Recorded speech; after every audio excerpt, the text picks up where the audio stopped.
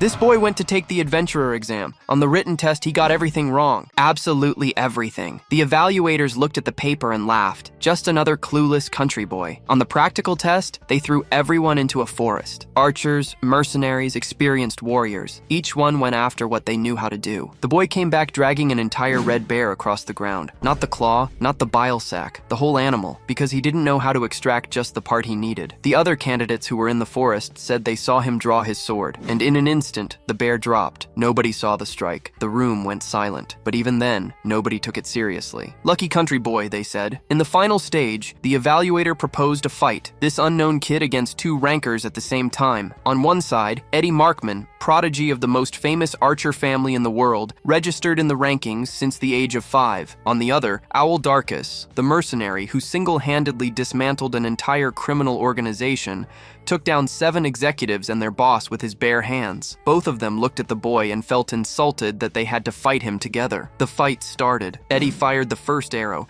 The boy dodged and charged at Owl at a speed the crowd could barely follow. The two exchanged blows, defended, attacked. Nobody in the room could clearly see what was happening. Then the boy opened Owl's guard. The finishing blow was coming. Eddie seized the moment and fired an arrow straight at the boy's body. He cut the arrow out of the air with his sword. Without stopping his movement, nobody breathed, and that's when everyone felt it. A dense, heavy aura, green in color, filling the entire room. The evaluator Luke, who had spent his whole life studying rankers and never got excited about any of them, looked at that scene and thought one thing only. This boy is a monster. But what nobody in that room knew was why he was there in the first place. In this world, ranking defines a person's status and fuels their desires. It's a place where power, connections, money, and work mean everything. This is where the journey of a boy from the village of Tori begins. Lo, a 16-year-old, is gathering firewood when a villager approaches to ask for his help. Suddenly, a girl appears and throws the man to the ground, demanding that everyone stop asking Lo to do everything for them. This girl is Yuna, also 16 years old,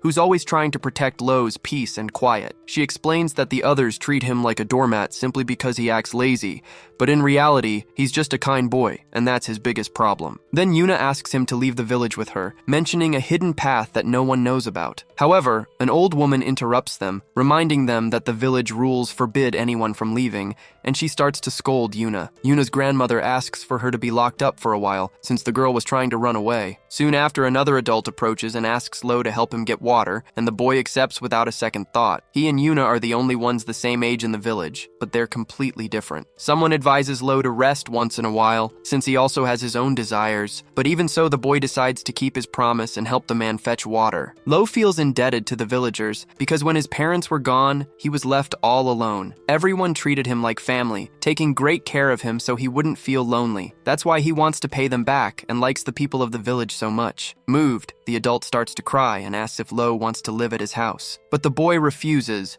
stating that the villagers are the most important thing in his life and that the world outside doesn't matter that much to him. Meanwhile, Yuna is locked up, and her grandmother is scolding her for wanting to run away. The girl questions why they can't leave the village, since merchants come and go freely. She asks why they're trapped there if the world outside is so much bigger. The old woman replies that it's because they're outcasts, but she doesn't explain the reason why. She only says that one day, time will take care of everything. Elsewhere, while Lo is filling buckets with water, Yuna calls out to him. She managed to escape from her temporary prison, a task that has become easy for her after being caught so many times. She invites him to run away with her, but the boy is afraid that her grandmother will notice and get angry. Yuna insists, saying she wants to show her friend something important. The two of them leave through a hole in a fence and arrive in a forest. For the first time, Lo sees the real outside world and realizes that it's much bigger than his village. Yuna then asks if he knows the rules of the outside world. She reveals that, according to a book she secretly took from a merchant, the world out there has a system called ranking. There are adventurers, couriers, doctors, musicians, and various other professions,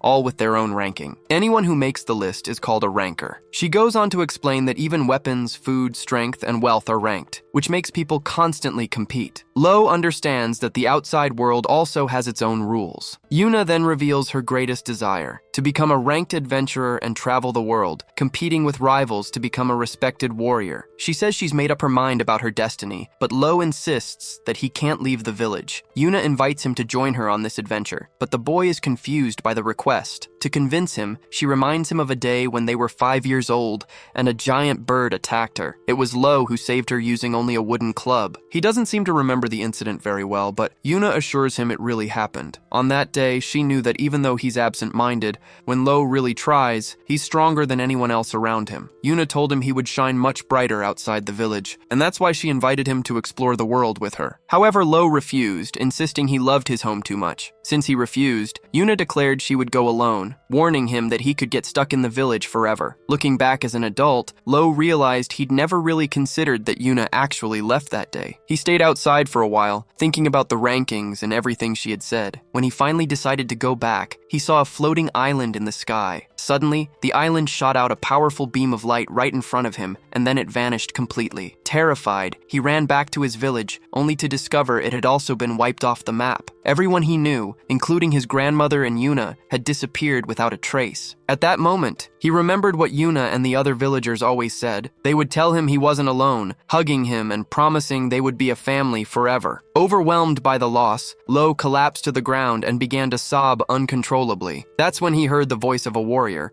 who was regretting that he'd arrived too late again. The man approached and asked if the boy was from Tori village, commenting that the situation must have been difficult. While helping him up, the warrior informed him that the island had already disappeared. Lo started bombarding him with questions, but the man cut him off. He handed Lo a piece of paper with a location written on it and told him to forget the village and go there. When Lo pressed him for more answers, the man shouted, stating that the entire village had disappeared and that he should forget the past. He warned that this was the only thing he could do, otherwise he would become just another victim. Those words, however, had the opposite effect. In that instant, Lo was certain he could become stronger than anyone. He remembered how, when he was little, he saw his parents die in a landslide and was left all alone. It was the villagers, especially Yuna, who took care of him. They were good people who never ignored someone who was hurt, and because of that, he couldn't just forget about them. Angrily, Lo declared that he would go to the flying island and bring everyone back, no matter what it took. Suddenly, Lo began to release an immense amount of energy, which left the man in shock. This energy is known as prana, the mental energy of living beings. It's a power that anyone can have, but few know about it, and only talented individuals can use it consciously. Normally, prana is colorless and invisible,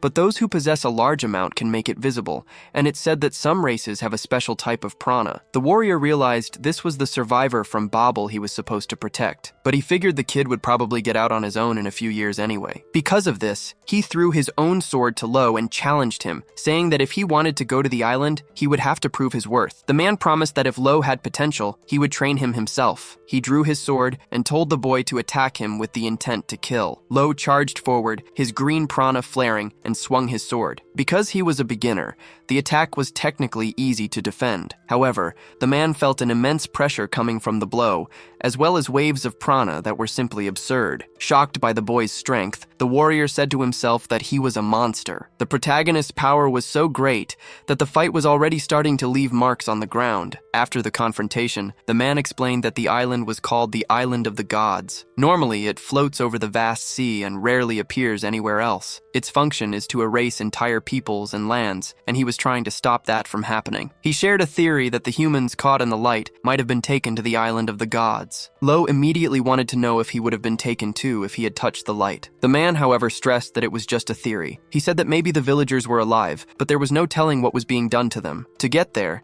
he explained that there was a direct path, the adventurer rankings. Lo would need to be in the top 10 because those elite adventurers are the ones responsible for exploring and investigating unknown lands. Adal explained that out of all the rankings, the adventurer ranking has the most participants, and the top-ranked ones are absolute monsters. To get to the Island of the Gods, which is number 1 on the Dangerous Zones ranking, Lo would need to reach the top 10. The knight then asked if the boy really wanted to go, knowing that almost no adventurer ever comes back alive from there. Without hesitation, Lo said yes, so Adal decided he should start training immediately. The knight promised he would personally teach Lo everything about swords for 1 year. After that period, the boy would have to use that training as a foundation to climb the adventurer rankings on his own. Then, he formally introduced himself as Adal, the number 1 in the knight rankings. At that moment, Lo shook the hand of humanity's strongest warrior. Adal warned that he wouldn't go easy on him, since Lo was the first and only person who had managed to cut him, leaving a scar on his chest. The training that followed was brutal. Blisters on Lo's hands and feet burst, muscles tore, bones were crushed, and vital fluid dripped from every opening in his body. After that day, Adal never spoke about the island of the gods again,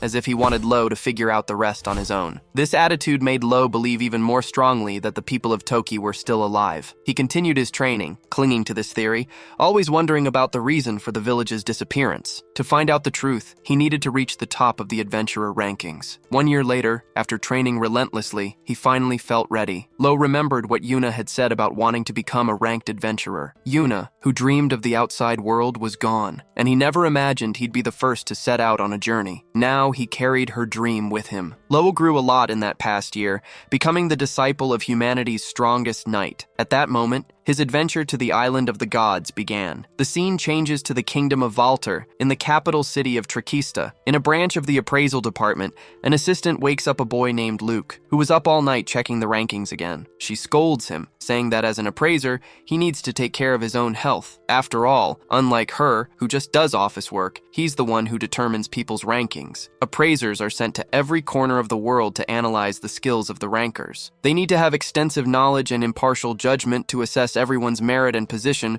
which forces them to go through various tests. It's one of the most demanding jobs that exist, entrusted only to those who are hand-picked. Even though he's an appraiser, Luke is still at the lowest level and needs to work hard to climb the rankings and achieve his goals. He knows that for an appraiser, the fastest way to grow is to become the exclusive agent of a talented ranker. However, Luke still hasn't found a ranker he likes enough to dedicate himself to exclusively. He says he's not picky, but he thinks the current rankers are boring. In the past, the competition was more fierce, but now the top spots of all the rankings are locked in. As someone addicted to rankings, Luke believes their value lies in constant updates. That's why he wonders if there's a promising new star who can turn everything upside down. His assistant suggests that this promising ranker might be in the classroom they're observing.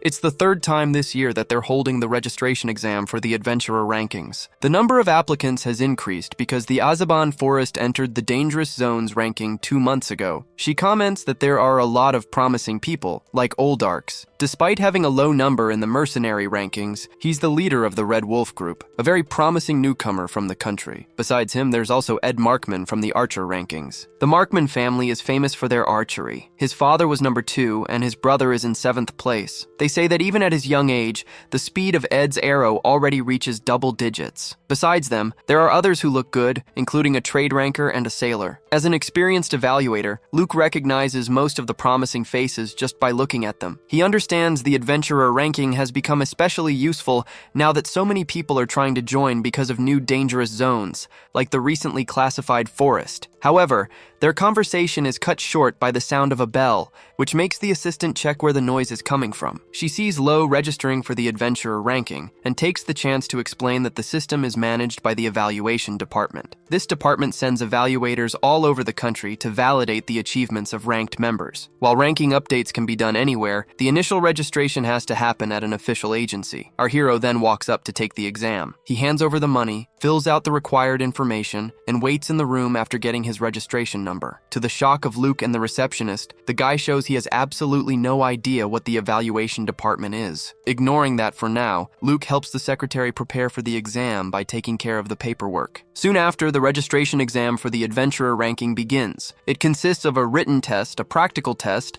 and a final surprise test. The final score determines who passes, and it's explained that even if someone fails one part, a high score in the others can make up for it, so no one should give up. With the rules explained, the aspiring adventurers begin the written test. The material turns out to be extremely complex, and the subject matter is very broad, making things difficult for everyone. 2 hours later, the woman announces the end of the written test and informs them that the practical will begin in another 2 hours. While the candidates are resting, the secretary grabs the pile of papers and asks Luke to help her grade the tests. With a grim look on her face, she picks up the protagonist's test and realizes he got every single question wrong. Luke, on the other hand, is annoyed that he has to grade the ridiculous tests from these country bumpkins. After the 2 hours are up, the practical test begins, and it's a kind of treasure hunt. The participants have to turn in the items listed on a form, and each item is worth a specific number of points. They're encouraged to get items that are worth a lot of points, but they're strictly forbidden from fighting each other. Since each applicant is good at collecting a different type of item, the test kicks off with everyone running like crazy through the forest. Watching from a distance, Luke and the secretary guess that about half of the adventurers will pass. They notice from their movements that the group seems more prepared this time. However, no one really catches Luke's eye until their conversation is interrupted. A boy shows up carrying a piece of regal ore, becoming the first person to turn in an item. Satisfied, he decides to stop the test, thinking he'll get enough points with just that one ore, but he's told that he could get a better ranking if he kept going. Right after that, another boy arrives, frustrated because he thought he was the first one back. He hunted down a fluebird feather, which is worth 180 points. A mercenary standing next to him scoffs, saying he's getting cocky over a simple bird feather. In response, the boy brags, explaining that those birds fly at 500 kilometers per hour and can't be seen with the naked eye. With that, a pointless rivalry sparks between the two. They start arguing for no apparent reason, driven only by their pride and inflated egos. Their argument is suddenly cut short when the protagonist arrives, dragging an entire bear and surprising everyone. He explains that he brought the whole body because he didn't know how to extract the animal's gallbladder, an item that's worth 300 points. Everyone is in shock, unable to believe he defeated a red bear all by himself. Luke questions him, asking how he managed to recognize a red bear even though he got a terrible score on the written test. The protagonist answers simply, saying that these bears show up a lot in his village and that he's very familiar with them. Other candidates who saw him fighting confirm his story, but they admit they didn't actually see what happened because he just drew his sword, and in an instant, the bear was down. 1 hour later, everyone gathers in the underground training center for the final stage. Luke addresses the group and asks if they know who adventurers should always be wary of. He answers his own question, saying the biggest threats are beasts and other humans. After all, an adventurer's mission involves exploring new lands and isolated regions, where the most common threats are usually bandits or pirates. Because of this, the final test is a mock battle where the candidates will fight each other. Luke tells them not to get nervous, as it's just to evaluate their skills, and explains the rules weren't revealed earlier to prevent anyone from cheating on the practical exam. Immediately, a big guy provokes the mercenary, claiming he only picked up a rock in the test, and that mercenaries are just loud-mouthed bullies. He tries to attack, but the mercenary simply grabs his sword and hits him with a pommel strike, knocking him out with a single blow. The secretary allows the victory because of his scores. Besides, it would be stupid to try for a comeback, since his third-class rank means he's a monster. Luke then decides to propose a specific battle, and the woman allows it. After a few fights, she announces match number 8. Eddie, the archer who hunted the bird, and the mercenary will fight together against the protagonist. The mercenary and the archer think they're being underestimated by Luke, but he insists his eyes don't make mistakes and that the rookie is a monster. The two of them position themselves in front of the hero. The mercenary introduces himself as Owl Darkus, leader of the Red Wolf group. Last year, his group made a name for themselves in the tests by eradicating the Khmor Mafia from the criminal organization rankings. Rumor has it the young leader defeated 7 executives and the boss all by himself. The boy, on the other hand, is Eddie Markman, the young heir of the Markman family of archers. Trained since childhood by his father, who was once the number 2 ranked archer, Eddie was registered in the rankings at just 5 years old and is considered a talented prodigy. Now, the two of them are facing an unknown but very strong young man. As soon as the fight begins, Markman fires an arrow, but the protagonist dodges it and rushes toward Owl Darkus, starting a sword clash. They exchange several blows at high speed, with both skillfully defending themselves, so fast that the other fighters can't even follow the action. At one point, our hero manages to push Owl Darkus's arm back, opening up his guard to land a blow on his chest. Seizing the opportunity, Eddie fires another arrow in his direction. Surprisingly, the protagonist manages to cut the arrow out of the air with his sword, stopping the attack and leaving everyone in complete shock. No one has ever seen him before, but everyone starts to think he must be among the top-ranked knights. That's when our hero finds out his opponents are ranked in other categories. Markman is number 402 among archers, and Owl Darkus is number 753 among mercenaries. Realizing this, the protagonist declares that if he defeats them both, he'll reach a 3-digit rank. Suddenly, he releases an absurd aura that fills the entire dueling hall, and Luke notices that it's prana, so dense that you can see the color of his aura with the naked eye. Markman tries to sound tough, stating that the rankings aren't just for professions, and that in the sniper ranking, which evaluates precision, he's in the 78th position. However, as he prepares to fire an arrow after saying this, he simply collapses to the ground, defeated. Owl Darkus is in shock since he couldn't even see the move that took him down. Then, the swordsman starts walking slowly toward him, emanating a green prana. Suddenly, our hero disappears and reappears behind him. Upon feeling the cold blade of the sword on his neck, Owl Darkus gives up. explaining that he has to work later and doesn't want to get knocked out like Eddie Markman. He admits the protagonist is a monster and wonders who he really is. Everyone in the room is shocked as he defeated 2 3-digit rankers all by himself. Officially, it's announced that the winner is candidate number 3. Immediately, Luke runs over to his computer and opens the exclusive evaluators list of rankers. He finds the profile of 17-year-old Lo Thule and notes that he has no prior record. This makes sense with his story about coming from a very remote village and confirms he isn't a criminal or a member of any special cult. Luke felt like he'd just hit the lottery by finding a hidden talent like that, so he rushed off to offer his services as an exclusive appraiser. He asked Lo to be his ranker, but he quickly realized other appraisers had the same idea and were already trying to convince the swordsman. For a moment, Luke thought he was too late and that he should have investigated someone's background before making an offer. To his surprise, our hero didn't even know what an exclusive appraiser was, so Luke stepped up to explain. He clarified that an exclusive appraiser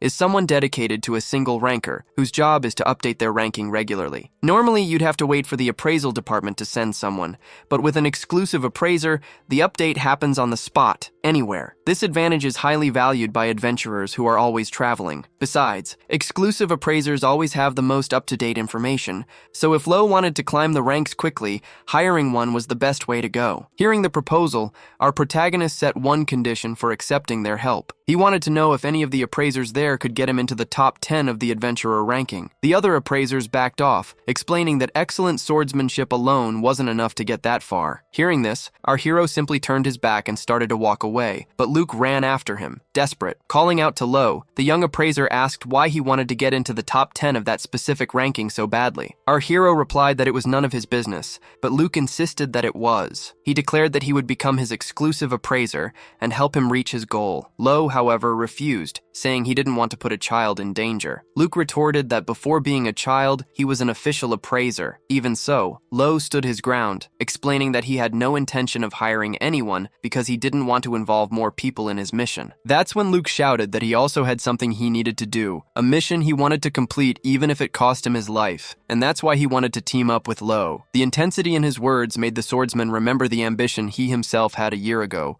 when he decided to go to the island to save everyone. Understanding the boy's determination, he gave in, saying that he also had something very important to do. Luke then formally introduced himself and promised he would guide him to become one of the best in the ranking. Convinced, Lo Thule shook his hand, sealing the deal. Soon after, they went to a very nice room that Luke had already rented for them to use as a base for a few days. Our hero praised Luke's skills, and Luke replied confidently that getting that room had been easy. The young appraiser then declared that he would prove his competence within a week, and that, unlike before, Lo would be begging him to be his exclusive appraiser. Luke observed that although Lo was an incredible fighter, he seemed a bit out of it outside of battles. A short time later, the test results came out. Lo's new rank was position 2,728. Luke congratulated him on passing the registration test, stating that getting into the 2000s was already a great start. Lo, however, was disappointed as he expected to be in the triple digits. After all, he had defeated 2 opponents who were at that level. Luke explained that the adventurer ranking had a lot more people, so the competition was tougher. He said that no matter how strong someone was, there was a limit to their starting position. However, he revealed that Lo had other impressive rankings, like 58th place in sword speed, which, in the appraisal department's view, was the true representation of his talent. Luke continued, explaining that the 2 men he faced also had rankings in several other categories. Oldarks, for example, held positions in the cleaning, informant, and reliable boss rankings, while Eddie Markman was in the sniper, reconnaissance, and even mushroom cultivation rankings. Being in multiple rankings made it easier to get jobs, which is why he suggested Lo register for others too. Lo, however, stated he wasn't looking for jobs. Luke understood immediately, realizing that Lo's only goal was to get into the top 10 as quickly as possible so he could then go to the island of the gods. He knew this because that was the only special privilege granted to the top 10 in the adventurer ranking. Lo suggested he'd tell his reason after the trial period, and Luke agreed to share his as well, making it a fair deal between the 2 of them. Then, Luke admitted there was a reason that was difficult to explain to a newcomer, but that he was investigating the dark side of the rankings. Curious, he asked where Lo's power and swordsmanship came from, since it clearly wasn't something you could learn overnight. Lo then explained that a year ago, he became the disciple of a knight named Adal. The news left Luke in shock, because Adal was none other than the #1 knight in the world. Lo confirmed that even though he was his disciple, he was only with him for 1 year. Luke considered the information a bombshell. After all, Adal was famous for never teaching swordsmanship to anyone, having turned down countless training requests over the years. The general belief was that Adal was waiting to pass on his techniques to the highest-ranked knight of the next generation. Because of this, a crowd of knights was desperately trying to climb the ranks in hopes of being trained by him. Luke commented that the other knights would freak out if they knew Lo had inherited Adal's techniques. Lo, for his part, admitted he never imagined his master was actually the strongest man in humanity, just like he'd always claimed. Luke clarified that being #1 meant being the strongest in the world. It was then that Lo revealed something even more surprising. He had defeated Adal with his sword once, and the knight himself admitted that Lo was the first person to ever land a hit on him. Luke was stunned to hear such bombshells coming from someone with such a deadpan expression. He checked the rankings database, and since the name Thule had never appeared before, he asked if it was a disguise. Lo explained that he didn't have a last name due to a cultural difference. It was Adal who told him to adopt the last name Thule so he could go to the island of the gods. He warned him that the risk would be high, but if he did well, some clues would naturally come his way. The boy stated it wasn't a disguise, but the name of his dear family. With that, Luke finished his work as an assessor for the day and took off his hat. At that moment, Lo finally noticed that Luke was actually a woman. She got angry that he hadn't noticed sooner, but Lo quickly apologized. Satisfied with her new client's realization, Luke invited him to get some coffee, marking the first step of a long journey together. With their partnership established, they came up with a strategy for Lo to reach the top 10 of the adventurer rankings. To climb the ranks, he needed achievements. And although territory development and exploration were the basics, Luke recommended that he start by accepting missions. She explained that many people needed the strength of adventurers for gathering and investigation, and that these missions offered rewards, making them ideal for beginners. He could accept missions through the assessment department or a guild. To make it easier, she showed him the rank cell, a handy device for finding tasks. Luke offered him unlimited use of the device if he accepted her as his exclusive assessor. Lo thought about the offer and asked if there was a mission that could boost his rank significantly all at once. Luke then showed him the department's most difficult missions, which clearly indicated how much they would influence the rankings. Without hesitating, Lo chose the first one on the list, a mission with a 6-skull difficulty in a level 7 danger zone. Retrieve the treasure from the sunken temple of Luciana. The assessor was firm, stating that at his current level, he wouldn't stand a chance in that dungeon and that he should trust her expert eyes. She insisted that the mission was way too difficult and that he would die before he even had a chance to rank up. However, looking at her very seriously, the hero declared that he wanted to try, since his final goal, the island of the gods, was the #1 danger zone. If he backed down now, he'd have no chance of ever getting there. Realizing that Lo was much more stubborn than she had imagined,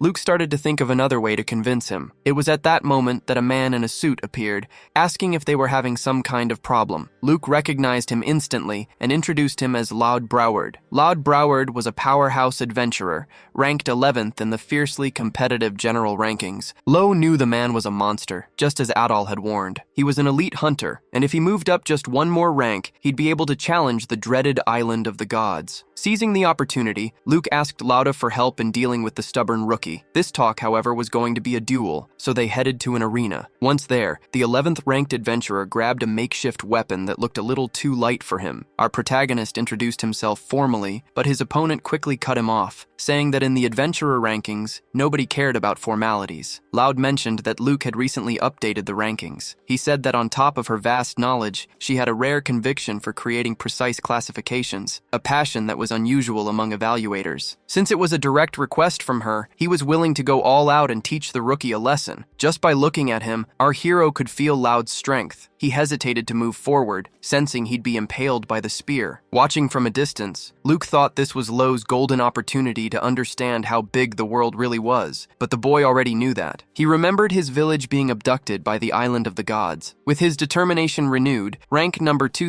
728 charged at rank number 11. He attacked with his sword, and Lauda defended with the makeshift spear. Then, Lo unleashed a powerful, aura-infused slash, but his opponent dodged it easily. Loud noticed the boy channeled prana into his sword, and released it in a single strike. He was also using the same energy in his hands and feet to increase his agility. The swordsmanship belonged to the Sword Saint's style, a secret technique passed down only among successors, and he couldn't believe a child had mastered it. Realizing he was overthinking it, Lauda refocused on the fight just in time to see the hero trying an attack from behind. Lo struck at the adventurer's back, but Lauda dodged by simply tossing his spear backward. Calmly, Loud started moving and attacking at the same time, noting that Lo's prana was greater than his own, even though the boy was so young. As they fought at high speed amidst an intense glow of energy, the rank 11 adventurer asked what Lo's race was. Lo didn't understand the question. Lauda stated that his prana glow wasn't something you could acquire over time. He added that if he had to, he'd find out the boy's race the hard way. Realizing the young man could also use enchantments, Laude planted his spear in the ground and began to chant, "The furious horse of the crags crosses mountains gasping for air.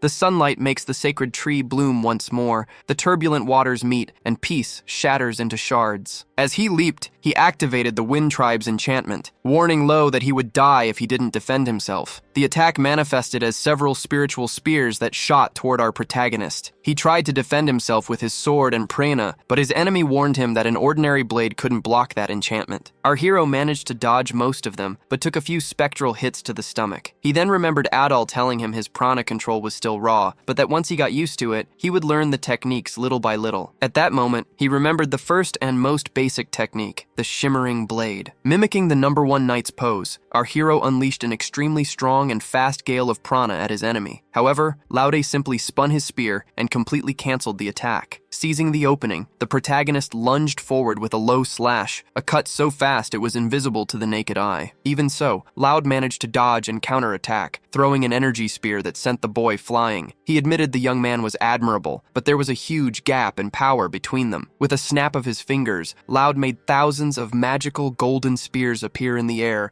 hovering over the hero. He warned Lo never to underestimate the adventurer rankings, and then he launched the devastating attack. Seeing thousands of spears heading his way, our hero felt that he had truly lost the fight. As the hero lay defeated on the ground, the winner of the fight, Laud Broward, was announced. Luke commented that Lo must now understand the power difference between them, and Laud, in turn, asked if she had really believed in the kid until the very end. She admitted that she thought it might be possible, especially since he was Adal's disciple. Laud then revealed that the moment he saw the high-speed slash, he recognized it as the Sword Saint's style, and he wondered how that was even possible. The Sword Saint's style is an incredibly powerful swordsmanship, passed down to a single successor and inherited by elite knights for generations. The fact that an adventurer like the kid had inherited it was shocking. From a knight's point of view, it was as if he had stolen something sacred. That's why Luke thought it would be best for him to avoid conflicts with other knights from now on, as it would be smart if he didn't want to end up getting eliminated. If he acted like a knight, the problem could be solved, but that was impossible, since he really wanted to be an adventurer. Actually, Luke's reason for believing in Lo went beyond the Sword Saint's style. It was because he said he landed a hit, and she believed him. Laud thought it was impossible for him to have landed a hit at his current level, but Luke, although she also had her doubts, didn't rule out the possibility, because she knew Lo wasn't the type to lie. The man agreed that must be the reason. After all, besides the shocking style,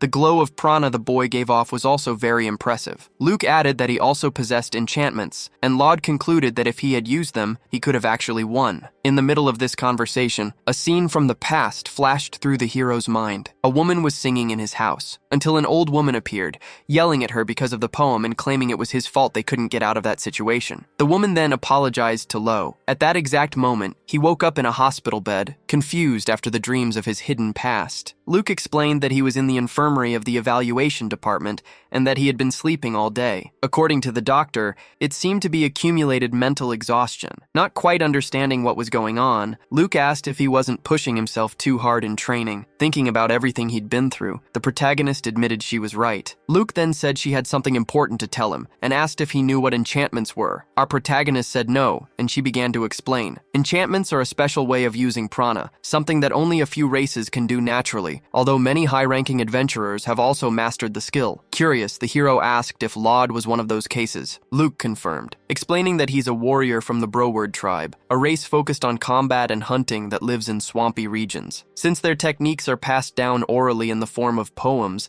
they became known as enchantments. Also, because there's a genetic component, it's very difficult to learn them as an adult. Laud's enchantment really surprised the protagonist. However, Luke revealed something even more shocking. He also had enchantments inside him. She then asked if he had any idea what he was carrying. The boy just guessed it was something powerful enough to be a major asset as a ranker. Confident, Luke stated that he had the potential to become a high-ranking adventurer, and that's exactly why she chose a perfect mission for him in his rank cell. The mission was an investigation in the Azaban forest, located in a hazardous zone. Officially, it was an ecological survey, but the job wasn't just about studying animals. In fact, several people had recently disappeared in the area, and the adventurers who took on this same mission vanished without a trace. Luke explained that at first, only lower-ranked adventurers were disappearing in the forest. However, the situation got worse when even an adventurer ranked at position 800 vanished without a trace. She revealed that if Lo could figure out what was behind these disappearances, he could jump 200 spots in the rankings all at once. However, the risk was proportional to the reward. Without any hesitation, Louis accepted the mission, and Luke made it clear she only recommended him because she believed in his abilities. She then registered the mission in the rank cell and gave an important warning about the Azaban forest. The area is home to protected species and has many restricted zones. Luke assured him that with her by his side,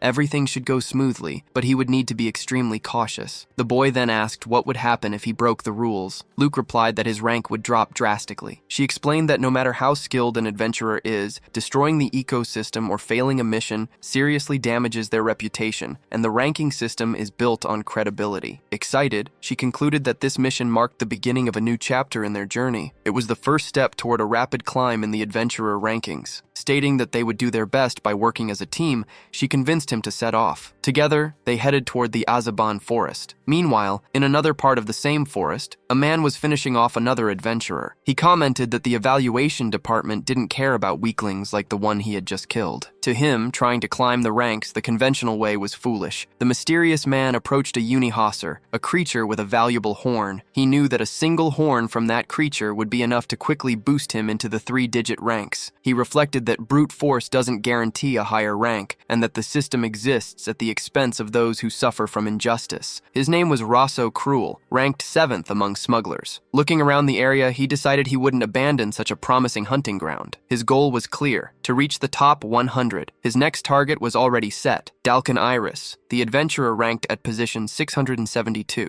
When Louis arrived at the forest entrance, a knight checked his rank, recognizing him as adventurer number 2728. Once he was allowed in, he asked how many people were in the adventurer rankings. The guard informed him that there were around 30,000, but only 20,000 were active. She commented that his stats didn't seem to match his rank. She explained that a person's adventurer rank is often very different from their other rankings. For example, someone with a 4-digit adventurer rank could be in the 3-digit range in another specialty. The guard continued, saying that the higher someone's adventurer rank is, the higher their other ranks tend to be as well. Louis thought about this, remembering that his swordsmanship rank was already in the 2-digit range. This made him stronger than the opponents he faced in the exam. However, he wanted to get even stronger, and that was the only thing on his mind. Just then, Luke announced that their journey into the forest would begin now. They entered the Azaban forest, danger zone number 48. Almost immediately, Louis felt something strange. With a single glance, he finally sensed the danger of the place,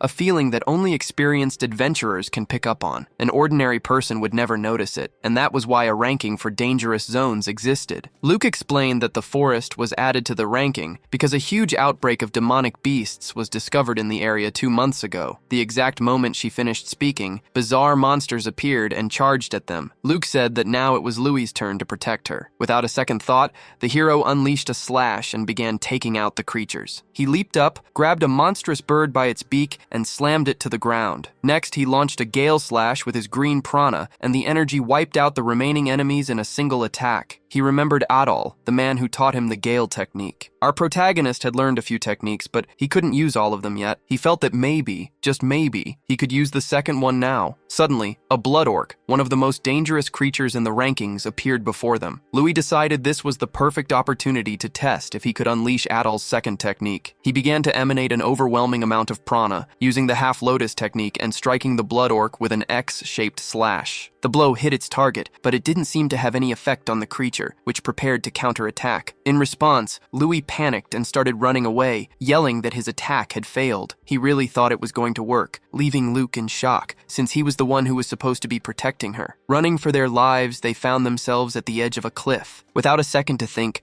Louis took a huge leap, holding Luke under his arms as they fell toward the ground. Despite the scare, they landed safely without any injuries. Even so, Luke was terrified and complained that he should have warned her before doing something so dangerous. Louis just explained that his master trained him that way, and it had become a habit for him. Finally, they reached the center of the forest, the area they needed to investigate to complete their mission. Luke explained that ever since the Azaban forest was ranked as a dangerous zone, she had already explored 80% of the area. The remaining 20%, where they were now, was a nest of monsters and had therefore remained unexplored. Looking at the various mystical creatures and exotic plants in the area, Louis commented that it was the first time he'd ever seen anything like it. In that moment, he finally understood what it meant to be an adventurer, remembering the dream his sister, Yuna, had her entire life. Suddenly, Louis noticed some movement and drew his sword to attack, but Luke quickly stopped him, pointing out that it was an injured creature. She wondered what the best way to approach the animal would be, identifying it as a royal horn, the number 4 beast on the ranking of rare and nearly extinct species. Seeing that the animal was hurt, Luke decided she would help it, since she had learned basic first aid to take care of Hunter,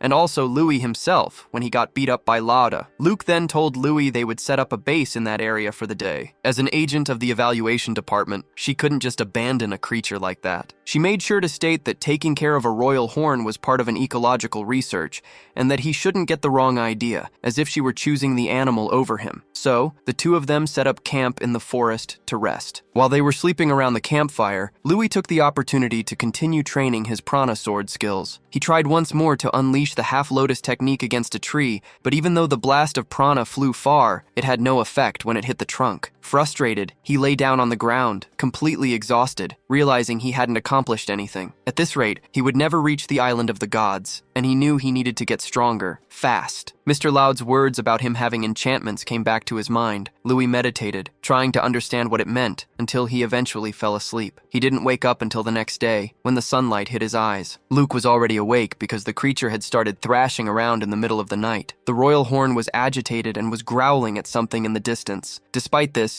it recovered very quickly thanks to the proper treatment. Luke explained that since it was still a baby, it would normally get attached to people, but this one was skittish, just as she suspected someone had hurt it on purpose. To prove it, she showed Louis the broken part of its horn, which clearly indicated an attack by an illegal hunter. She went on to explain that the beast's horn is considered a type of miracle cure. For that reason, they were captured relentlessly, which led to them being listed as a rare species. Even with hunting being banned, the demand didn't disappear, and poachers continue to operate in secret. On the black market, the horn is sold as if it were from a unicorn. Just then, the royal horn creature tried to attack Luke, but our hero protected her, blocking its horn with his sword. Startled, the animal started to run away from Louis. Luke immediately went after it, worried because it wasn't 100% recovered yet. She commented that until now, there had been no record of a royal horn in the Azaban forest, so following it was part of her ecological research. Louis said he would also go on ahead after the creature. After all, the zone's ranking would go up if they found this exotic monster. Luke then told him to track it secretly through the area. The creature proved to be very fast and was soon out of sight,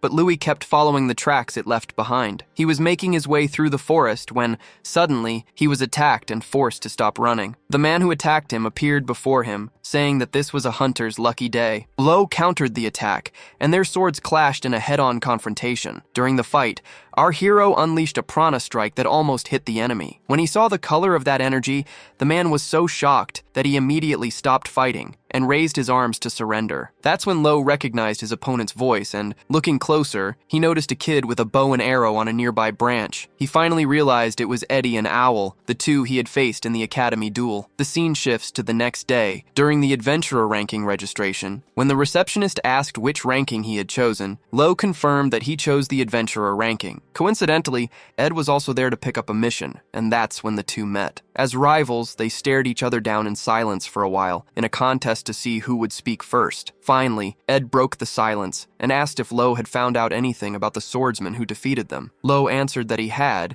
but he didn't have any concrete information. He revealed that, as hard as it was to believe, the swordsman had no rank at all before that fight. Ed confessed that, even though it might not seem like it, he was considered a prodigy in the archery rankings. Because of that, losing so badly to an unranked rookie completely crushed his pride. Meanwhile, elsewhere, Captain Owl was being congratulated by his band of mercenaries. He told them he had also registered for the adventurer rankings, and everyone celebrated his arrival. They bet that he had done well and given the other candidates a hard time. However, Owl revealed that's not quite what happened, admitting that he lost the fight. His group didn't believe him, saying he must have held back so he wouldn't hurt his opponent. After all, someone with a 3-digit rank among mercenaries would never lose to a rookie. At that moment, filled with rage, Owl slammed his fist on a table and broke it. He was furious with the rookie who didn't even look him in the face, feeling that Lo Tuli had treated him with disdain, as if he were just a stepping stone. Because of this, he declared that starting the next day, they would triple their training, leaving everyone in shock. One of the girls in the group mentioned she wanted to take on new missions, but Captain Owl said that wasn't enough. He declared that the world was much bigger than they imagined, and that he would start training for real again. Later, while talking with Ed, Owl admitted that his pride was also hurt by Lo in the battle. He hadn't planned on focusing on the adventurer rankings, but he refused to feel looked down on like that. This was especially true because they both already had high rankings in other categories,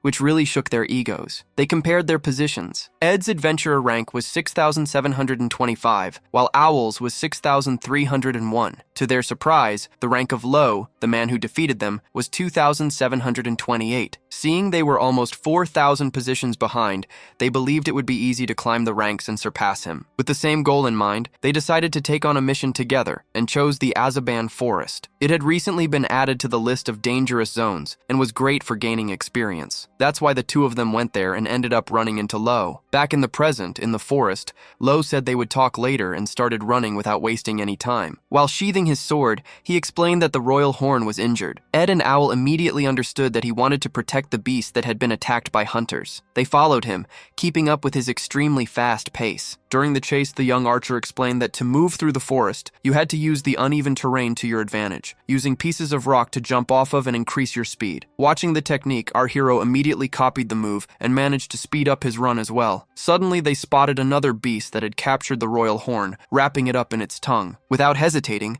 the two of them drew their weapons to save the creature. Lo rushed forward and landed a precise cut on the monster's tongue, injuring it. Realizing he couldn't get any closer for a second attack, he prepared to use long-range slashes. However, Lo decides against it, since the royal horn would also be hit by his long-range attacks. Instead, he asks if Ed can create an opening and, without hesitating, tells the archer to aim for the creature's eyes while he keeps running. Ed obeys, and the moment he fires 2 arrows, they hit the monster right in the eyes. The creature screams in agony, and right after, Lo tells Ed to aim for its legs. Meanwhile, our protagonist slides across the ground and pulls his arm back to charge up energy. He then prepares a sword strike, unleashing a powerful slash with his prana enveloping the blade. At that exact moment, Owl cuts through a tree trunk, which starts to fall on top of the monster. The giant tree hits the enormous purple beast, finishing off the creature and allowing them to save the royal horn together. After the battle, the mercenary captain states that he's used to ordering subordinates around, which makes Ed angry for being called one. Despite their anger, they acknowledge that Lo's swordsmanship is incredible, but they figure that's not enough to reach the top 10. They realize that just defeating creatures to climb the adventurer rankings isn't enough,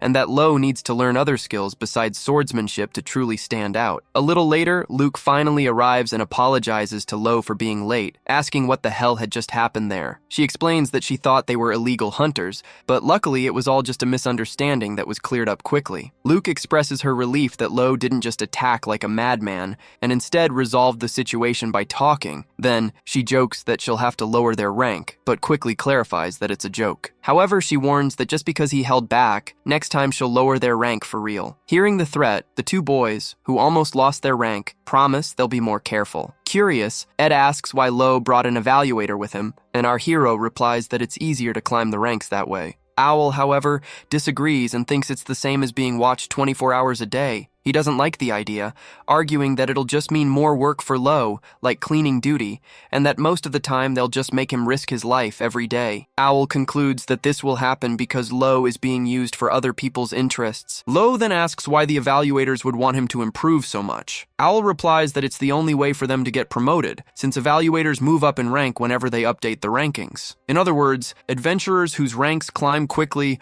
are an easy way for evaluators to get a promotion. He tells Lo to watch out, stating that Luke is using him as a stepping stone to get ahead. Hearing this, Lo becomes doubtful. He wonders if she would really do something like that, since she doesn't seem like the type of person to act that way. At that moment, their conversation is interrupted when Luke finishes scouting the area and declares that the coast is clear. Suddenly, the royal horn monster approaches and starts rubbing against her as if they've become friends, but the creature shows no concept of personal space. Ed and Owl don't find the scene cute at all and comment that the animal is being ungrateful. However, Luke explains that it's acting this way because of how intimidating the two of them were, adding that Lo has a scary aura, even though he didn't do anything wrong. Luke then changes the subject, mentioning that the magic beast they defeated has been causing a lot of trouble. She reveals that they had never come across this predator before, since its natural habitats are cold places, and there are no records of it ever existing in the Azaban forest. Because of this, she and Lo came to the region on a reconnaissance mission. Next,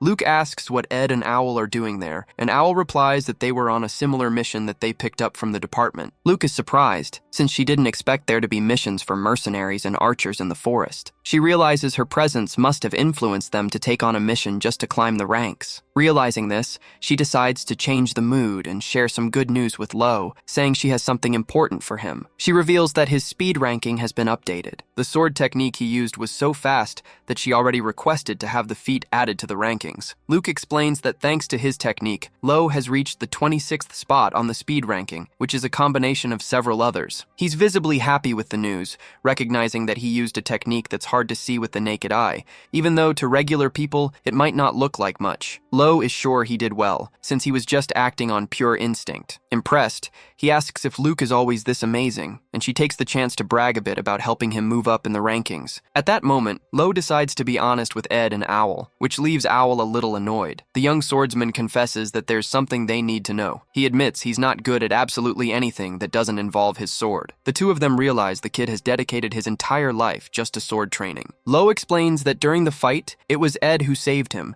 because he didn't know how to keep up with the pace of fighting as a team. Owl then explains that his instinct for command is natural, since as the leader of a mercenary group, he constantly has to come up with plans so he doesn't lose his men. He explains that formations, instructions, everyone's positioning, and deciding who delivers the final blow are all vital in an attack. Owl asks if Lo is interested in learning about this, but adds that his swordsmanship is already good enough, and he might not need his advice. Even so, Lo insists and asks them to teach him everything, since he knows he needs more skills to survive. They agree to give him some tips on how to move through the forest, explaining that he needs to use all 5 of his senses. Seeing Lo's determination, Luke feels proud of his progress and is happy to be helping him. Despite this moment of bonding, Luke can't help but feel that the presence of illegal hunters and an unidentified demonic beast is terrifying. She feels like something is very wrong in the Azaban forest and worries this mission might be too much for the team to handle. Meanwhile, the 2 illegal hunters who were looking for the missing beast end up finding Lo's group. One of them, Iris, comments that their organs will be fresh and worth a fortune. Even though they're no match for the beast, she decides to capture them anyway, saying that anyone who enters a beast's territory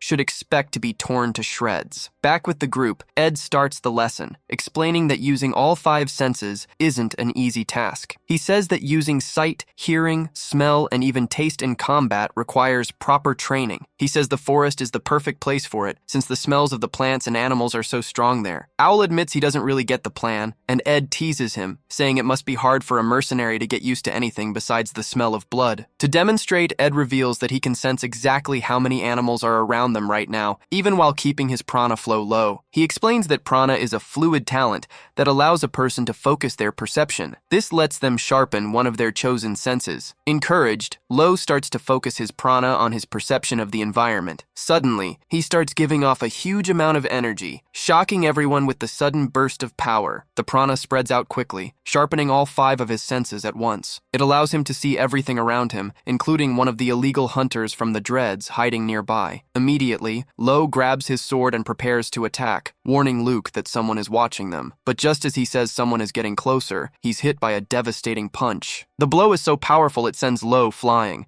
causing him to crash through several trees before he hits the ground, apparently passed out from the pain. The illegal hunter who attacked him appears, complaining loudly about who was leaking prana all over the place and calling it disgusting. He then reveals that this uncontrolled energy is exactly what allowed him to track the group so easily. Right away, the mercenary and the archer draw their weapons, preparing for battle. However, Luke stops them, revealing that their opponent is Dalkin Iris, number 672 in the adventurer rankings. The information leaves everyone in shock, since an adventurer with a 3-digit rank is much stronger than they are. Luke explains that he knows Dalkin because of his famous history, mentioning that he was about to break into the 2-digit ranks until he committed a crime that made his ranking plummet. Just then, Rosso appears and comments on Dalkin Iris's incredible speed. Dalkin notices the appraiser's presence, though he doesn't recognize her. She, on the other hand, immediately identifies Rosso as the black market merchant ranked at position 776. Realizing this, Dalkin comments that she's well informed for knowing about the crime ranking. He then explains that this ranking has a hierarchy reflecting the severity of a criminal's actions. He gives notable examples like the assassin and thief rankings, and adds that higher positions usually indicate an addiction to hard drugs. Dalkin adds that the crime ranking is one of several unofficial rankings created by users themselves, since in this world, there are classifications that aren't just made by official institutions. He mentions that high-quality rankings are sometimes compared and even bought by government bodies, as long as they don't violate ethics, while others are maintained and updated with the support of enthusiasts. It's then that they spot the unicorn they were looking for. Luke stands in front of Dalkin, blocking him from getting near the royal horn, and questions why he's hanging around with a criminal like Rosso. The adventurer replies without hesitation that he's doing it for money. This shocks Luke, since someone with Dalkin's skill level could easily earn money honestly. However, Dalkin clarifies that money isn't the only thing he wants, stating that there are 2 reasons for his alliance with Rosso. One is to sell products, and the other is to buy them. He then taunts the appraiser, asking if she knows that rankings can be bought. The insinuation makes Luke furious, but Dalkin doesn't seem to care one bit. Annoyed, Owl tries to attack Dalkin with his sword, but the adventurer blocks the strike by catching the blade with just his fingers. Next, Eddie fires an arrow at him, declaring that their mission is to patrol the forest and that someone as dangerous as Dalkin can't be left to run loose. Realizing he'll have to clean up this mess the old-fashioned way, Dalkin gets irritated and starts releasing his purple prana with overwhelming force, causing his muscles to grow. He prepares a devastating punch aimed at the mercenary, who freezes in shock, feeling like he's going to die from that single blow. It's at that exact moment that Lo reappears to save him. Emanating an immense amount of prana, the protagonist puts his sword in front of the attack and blocks the enemy's punch. The 2 opponents stare each other down and ask who the other is, but Lo's prana proves to be superior, overpowering Dalkin's. The confrontation intensifies into a powerful clash of their magic. With prana radiating from his body, Lo charges at the enemy, forcing him to retreat from his strength. Luke asks if Lo is okay, and he confirms that he is. Then Lo asks if the man in front of him is the illegal hunter, and the appraiser confirms that there's no doubt he was the one hunting the royal horn. With that confirmation, Lo uses a hurricane skill with his green prana, launching the magic at his enemy. However, Dalkin blocks the attack by crossing his arms and surrounding them with his purple energy. He's impressed that a kid like this is using prana, which is so unusual. Lo notices that his attacks barely tickle Dalkin, who proves to be extremely tough. He then remembers a warning from Aldo, who told him to be careful when encountering someone who uses prana. Aldo had explained that Loa was a special case. Normally, you have to be a master in some area, whether with swords or other weapons, to awaken this hidden power through deep study. Lo remembers that, according to Aldo, prana is more than just energy. It's an obsession. In other words, if someone is aware of of prana, they're probably a master of something specific. He remembers a time he was climbing a mountain with Doug and had a really tough time, but those words encourage him to face his enemy. As he gets ready, Luke warns him that Dalkin Iris is ranked 12th in boxing, 48th in beast taming, 19th in grip strength, and 7th in weightlifting, possessing world-class strength. So, she advises him not to get close and to fight from a distance. Annoyed that his stats were revealed like that, Dalkin Iris declares he's going to crush the girl first. He then touches a tree, and without much effort, rips it right out of the ground using his prana. Holding the trunk with just one arm, he braces himself and hurls the entire tree right at Luke. However, Lo acts fast to save her, slicing the tree in half with his sword, which is glowing with a powerful aura. Luke gets worried, realizing that a defense that intense takes a huge toll on him. Watching the scene, the old man Raso notices that the boy's prana is very strange. He orders Dalkin Iris to capture him, saying it will make them a lot of money. Dalkin replies that he'll take the kid, assuming he survives the fight. Just then, Eddie fires 2 arrows at the boxer, but the illegal hunter easily blocks them with a prana-wrapped arm, saying the 2 of them are so weak they're not even worth remembering. Immediately after, Captain Owl throws a bomb. When it hits the ground, it releases a huge cloud of smoke, creating a smokescreen that blocks everyone's view of the fight. Furious, the villain tells them not to mess with him and winds up for a huge punch. He slams his fist into the ground, causing a shockwave that radiates through the forest and destroys everything around it. When the dust settles, Dalkin realizes they all escaped while he was preparing to attack. Raso scolds him, warning that the move was so dangerous that even Dalkin himself could have been killed by it. Meanwhile, the group had used the smokescreen to escape with the wolf, since they knew they stood no chance against the enemy in a battle of brute strength. Their best bet was to run, since that guy was extremely strong, ranked in the top 600 adventurers, a fact that terrified our protagonist. During the escape, the royal horn slips from his grasp, much to his annoyance. A little later, Luke says they've gone far enough and should be in a safe area, but adds that now they have a lot more work to do. She explains that cruel Raso has to be captured because he's too dangerous. That's when our hero finally realizes that Raso is the man with the beard, and he asks Luke why she wants to capture him. Luke explains that it's a personal goal, which confuses Owl and Eddie. They say they don't know what she's talking about, but they want to decide what to do next. Luke apologizes to Lo Tuli for getting ahead of herself and reminds them that their official mission is to patrol the Azaban forest, so they need to keep monitoring the 2 villains. As an official agent, she states that none of them stand a chance in a direct confrontation, and Owl agrees, suggesting they should just observe. Once they can expose the duo's crimes, they'll report it to the department, which will take care of the rest. Although Luke still thinks the plan is dangerous, Owl and Eddie are determined. Currently ranked around 6,000 among adventurers, they want to use this mission to climb the ranks. They plan on using their high stats in stealth and tracking to follow the targets without being detected. They figure that since the forest is 48th on the danger list, the mission could earn them a jump of at least 1,000 spots in the rankings, depending on how reliable the information is. Sensing the risk, Luke asks them not to do anything crazy over this, but Captain Owl reassures her, promising they won't fight since he has no intention of being reckless. The group decides to split up for now. Luke and Lo Tuli will be responsible for taking the royal horn to a safe place, since it would be too difficult to fight with the animal nearby. The main concern is that Dalkin Iris is after the cubs, which increases the risk of an ambush. Besides, our hero doesn't want the royal horn getting any more involved in the fight, especially after Luke noticed how terrified it was earlier because of them. The plan they agreed on is that as soon as they get the wolf to safety,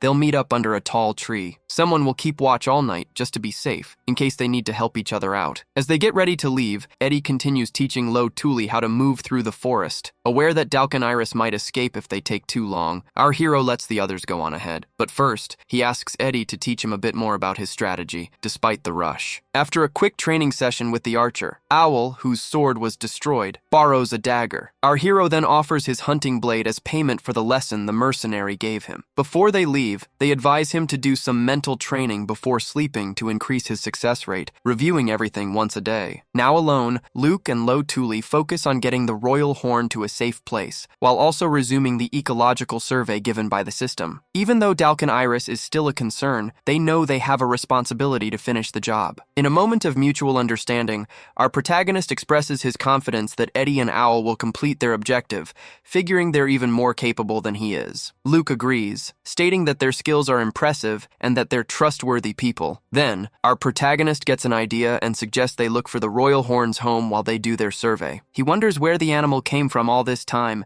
and brings up the possibility that there might be others like it at its home. If the place is safe, they could hide the cub right there. Luke agrees with the idea and says the easiest way to find the place is to simply ask the royal horn. She walks up to it, places her hand on the animal's head, and asks where it wants to go. Immediately, the royal horn starts running down a strange path in the forest, and the two of them follow it. They trust its instincts, knowing it's a smart animal that, despite being scared, was just a cub wanting to go home. During the chase, they come across another unidentified beast. Taking the opportunity, Lo starts documenting the creatures they find, like a green monkey and then a strange-looking moose. He keeps taking notes and sketching the various unknown animals that appear along the way. Eventually, they stop for another rest around a campfire. While our hero is meditating, feeling his prana spread out, Luke calls his name, breaking his concentration. He explained that he was just going over what Eddie had taught him, while Luke, still awake, checked the report he'd written. She commented that he wasn't very good at drawing and needed to improve that skill. She also said he needed to be more concise with his writing and approach things from a more objective point of view. Seeing her dedication,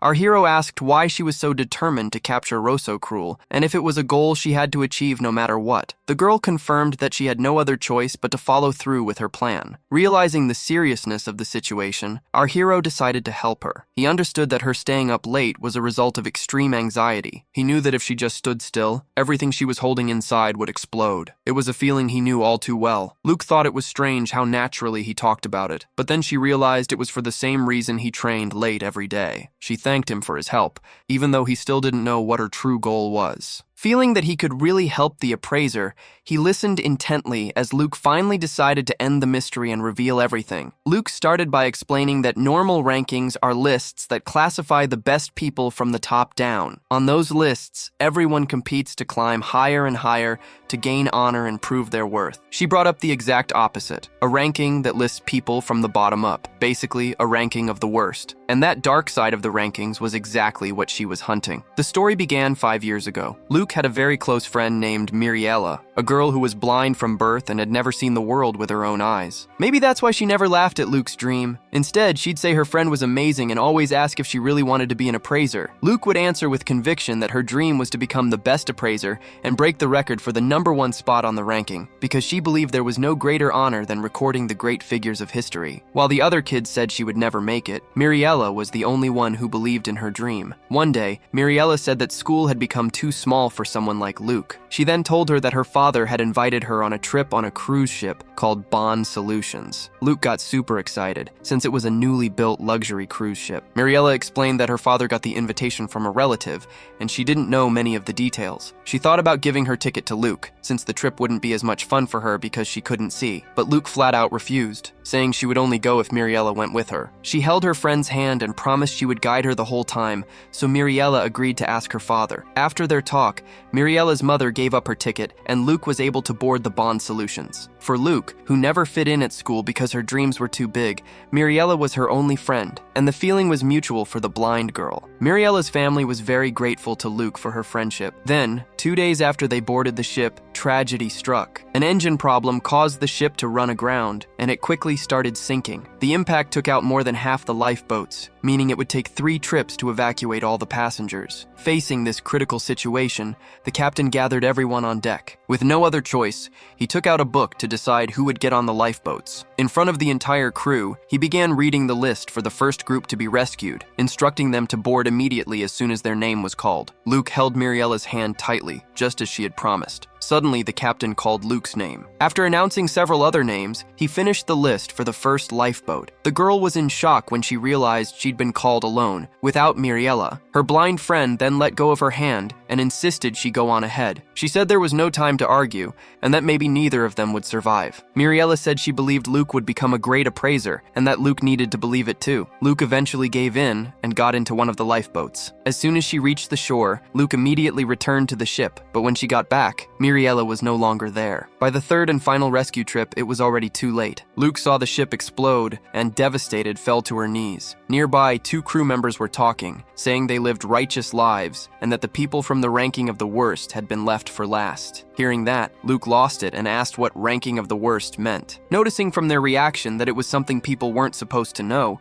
she demanded an explanation, threatening to tell everyone on the beach if they didn't talk. The 2 crew members decided to tell her, on the condition that she wouldn't say anything to the captain. They explained that the ranking of the worst is a list that classifies people by their lowest capability. It groups together those who fall behind in social, economic, physical, or even mental areas. Luke commented that you can identify that kind of person just by looking at them. Our hero then understood that the list was used to decide who would be thrown away when things got tough. People with lives in their hands, like ship captains, hospital directors, and politicians, frequently use this system to decide which lives had priority. Luke's goal, ever since then, has been to erase the ranking of the worst from this world, because she will never forgive the system that took her best friend. In her view, a ranking that throws people into despair has no place in the world. Our hero, understanding the source of her determination, asked what all of this had to do with Rosso Cruel. Luke explained that she wanted to use one villain to take down another, since the ranking of the worst is unofficial, just like the unregistered criminal ranking Rosso Cruel is on. If they could capture him and demand answers about these hidden rankings, they could get closer to whoever is behind it all. That's why she wants to take down Rosso Cruel, no matter the cost. Our hero asked if she had any idea who the mastermind was. Luke replied that, given the involvement of politicians and rich people, she believed it was a large organization, maybe a version of the Institute operating in the underworld, but she admitted that was just a guess. Recognizing the burden she had carried alone, he said it must have hurt a lot, and that even so, she never stopped. He called her an incredible girl, which made her shy. Then, Luke started to cry and asked Lo Tuli to tell his story too. Still emotional, Luke said she didn't want to cry alone and asked him to share his story as well. Our hero agreed, but told her he'd do it without crying. So, around the campfire, he started telling her all about his past. The next morning, Luke Imeldia was still in tears. She never imagined Lo had gone through something so difficult. She finally understood why he was in such a hurry to get to the island of the gods and save his people. Lo, for his part, admitted he'd learned from her that being impatient doesn't guarantee success. Realizing their connection had grown, he told her she could always count on him for anything, and officially asked her to be his exclusive appraiser. Through her tears, she accepted, promising he wouldn't regret it, and they sealed the deal with a handshake. After walking for a good while, they started looking for the way back. During a break, our hero asked Luke what kind of areas royal horns usually lived in. She explained that they mostly lived in caves because they were hardy, didn't need to hunt, and preferred to stay quiet in their shelters. Suddenly, the royal horn guiding them seemed agitated by something and took off running. Realizing they were getting close to their objective, they didn't want to lose sight of the creature and ran right after it. The chase led them to a massive rock. Luke immediately noticed it wasn't an ordinary rock, but a Musa mimic, a very rare beast she didn't even know existed in the Azaban forest. However, the creature was already defeated, which explained a lot. She started to explain that while a common mimic lures humans with treasure before devouring them, the Musa mimic uses other beasts as bait. It keeps rare creatures inside its body to attract poachers, living in symbiosis with them to devour the hunters together. Because it traveled with so many different kinds of beasts, it was also known as a walking museum. The royal horn must have been trapped inside it. When the Musa mimic feeds, it releases all the beasts from its body at once to attack its prey. But this time it looked like the mimic fell victim to its own trick. Luke concluded that Dalkin Iris was probably the one who defeated the creature, which wrapped up their ecological survey. The mimic's death was the reason so many beasts had suddenly appeared in the forest. All the creatures trapped inside it were released at the same time, throwing the whole ecosystem into chaos. For Luke, this was more than enough information for her report. Our hero thought the scene was horrifying, figuring the wounds on the creature's body were from the poachers. But Luke corrected him, explaining that those marks were made after it died, meaning it had been eaten by other beasts. Since the Musa mimic forms deep bonds with the creatures it lives with, she figured the attacker must have been a beast that was already native to the forest. The royal horn walked up to the giant, defeated creature and began to rub against it. Our hero understood its pain, realizing the animal had lost its home, just like he had. He knew it felt like having your heart ripped from your chest. The royal horn, as if understanding his feelings, got teary-eyed. Suddenly, a terrible noise made them look back. They saw another bloody orc, the same monster Luke had encountered before. The orc charged, smashing the ground with all its might, but our hero moved fast, scooping up Luke and the royal horn to shield them from the attack. Lo Tuni faced the monster and stepped in front of the two to protect them, while the bloody orc started feeding on the Musa mimic. This confirmed their theory that the beast from the forest was devouring the giant creature. Angered by the scene, the royal horn charged at the orc, leaping to headbutt the huge beast. However, it was easily tossed aside by the monster. Even though it was weak and beaten down, the small animal kept staring down its opponent. Seeing this, Lo Tuni drew his sword from his back, pointed it at the bloody orc, and declared that he would take care of it. He wanted to try using a skill that had failed him many times before. Although Eddie wasn't a swordsmanship expert, he had given him a crucial piece of advice about using prana. Our hero always thought his mistake was in controlling the energy, but he found out it was a simple problem to solve. Eddie taught him the Markman family's method of prana control, passed down from generation to generation, confident that the boy would get the hang of it quickly. Our hero closed his eyes and focused, remembering his master's words. Eddie had told him that he already had a grasp on how to sharpen his senses, and that the next step was to use those senses to look inside himself, as if he were watching himself from above. He explained that for someone like Lo Tuni, whose prana was overflowing, this technique would work more easily. When our hero opened his eyes, they were green and emanating energy. With his sharpened senses, he looked at himself as if he had an eye outside his body, observing the flow of his own prana. He realized his energy was a mess and used the technique to organize the flow. Next, he took his sword, pointed it at the bloody orc, and unleashed a slash down the middle using the lotus flower technique, followed by an X-shaped cut. Luke was in shock to see the skill finally work. Realizing that a single strike wouldn't be enough, our hero decided to continue the attack, charging up even more power. The lotus flower was a technique that accumulated slashes, so he kept attacking, delivering what seemed like an infinite number of blows. He didn't stop slashing the bloody orc until, at a certain point, he finished the attack and sheathed his sword. He turned away, knowing he had defeated the monster, leaving Luke very surprised by his strength. After the battle, our hero approached the royal horn, telling it that it didn't need to be afraid. He confirmed that he wasn't its enemy and held out his hand for the animal to sniff. The wolf sniffed his hand and placed its paw on it in a gesture of trust. Now, Lo Tuni understood that it was better to stay close to the royal horn, as the forest had become a very dangerous place. Luke, meanwhile, started to wonder if Owl and Eddie were okay, since they were somewhere else. Meanwhile, a poacher stood before another royal horn. He was trying to make a clean cut on the monster,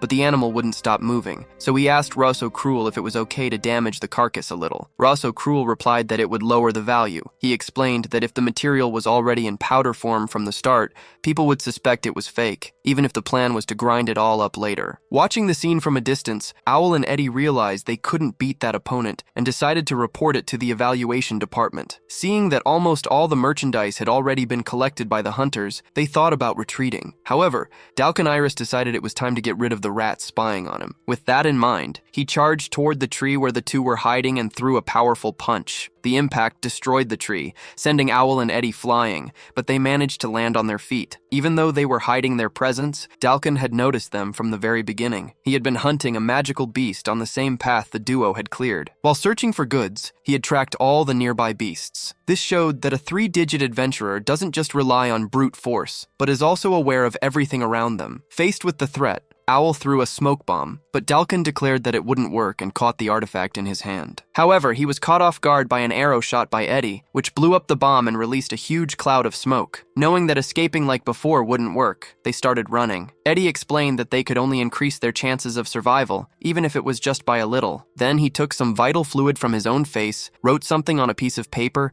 and wrapped it around an arrow. He then shot it into the air, stating that they had done everything they could. A moment later, Dalcon emerged from the smoke and asked if they had already given up on running. He called it a smart choice, since he knew the terrain perfectly. He claimed he would take them out with a single blow, but Owl challenged him not to underestimate them and got ready to fight. Eddie added that archers show their worth by providing cover, and that unlike the fight against Isami, they would be able to fight better this time. Owl's specialty was team combat, and with allies he could perform at his best. Eddie declared that he wouldn't follow weak orders, so they decided to attack together and began to emanate a large amount of prana. From a distance, our hero felt a strange energy and wondered if it was real or just an illusion. Luke then asked Lo Tuli what they should do with the royal horn. He replied that they needed to protect it and take it to the evaluation department later, because they couldn't just stand around. To get out of the forest with the animal, they would have to defeat Dalcon Iris. Luke agreed and thought of two options. The first was to report to the department and wait for reinforcements. Maybe someone at Lauda's level could arrive quickly, otherwise, assembling a troop would take too long. Our hero considered that Dalkin controlled prana better than he did, and that he wouldn't be able to fool him for long. This led Luke to mention a second, simpler method. Before the plan was revealed, the scene cut back to the fight, where Owl and Eddie were still emanating prana, surprising Dalkin. The truth is, they didn't know how to use prana before, but as they mastered certain areas of their skills, the energy awakened within them, though they needed a trigger for it to happen. Owl had developed his senses working as a mercenary in group battles,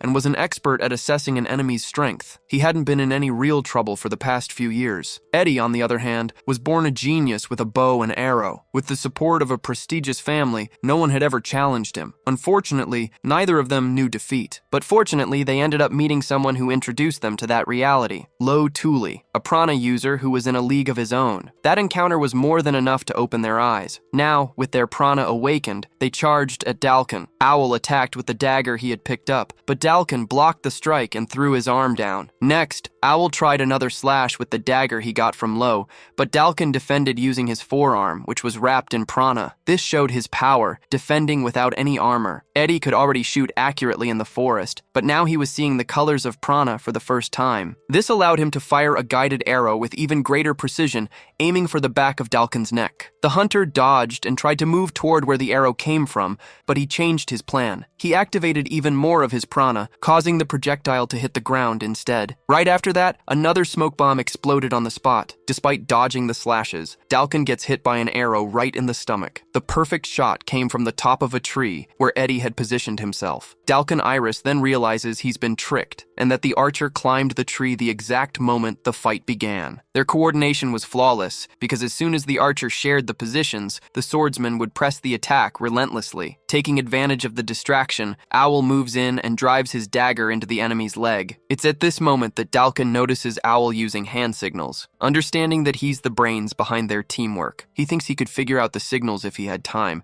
but he recognizes that the mercenary is a master of bluffs. Faced with their well-executed tactic, Dalkin Iris decides to fall back. He starts talking, saying that trafficking demonic beasts is more trouble than it's worth. He claims he was just playing with them the whole time because he didn't want to waste his stamina for nothing. He asks if they understand and taunts them, saying it doesn't matter if they come up with 1,000 strategies, because it won't change the huge power gap between them. In response, Owl tells him not to underestimate them, and right after that, Eddie fires another arrow. Sensing the danger, Dalkin Iris now focuses completely on the fight and manages to block both attacks. He reveals his true strength, using his number 48 rank in domination to overpower Owl and easily catch his dagger. Then, he simply shatters the weapon with his bare hands, showing off his 19th rank in grip strength. Right after, Dalkin lands an extremely powerful kick on Owl, who is sent flying backward with so much force that he breaks a tree when he slams into it. Feeling excruciating pain, Owl falls to the ground, leaving Eddie visibly worried. At that moment, Dalkin Iris rips an entire tree out of the ground and hurls it, proving he's 7th in the weightlifting rank. The impact leaves Owl completely broken on the ground,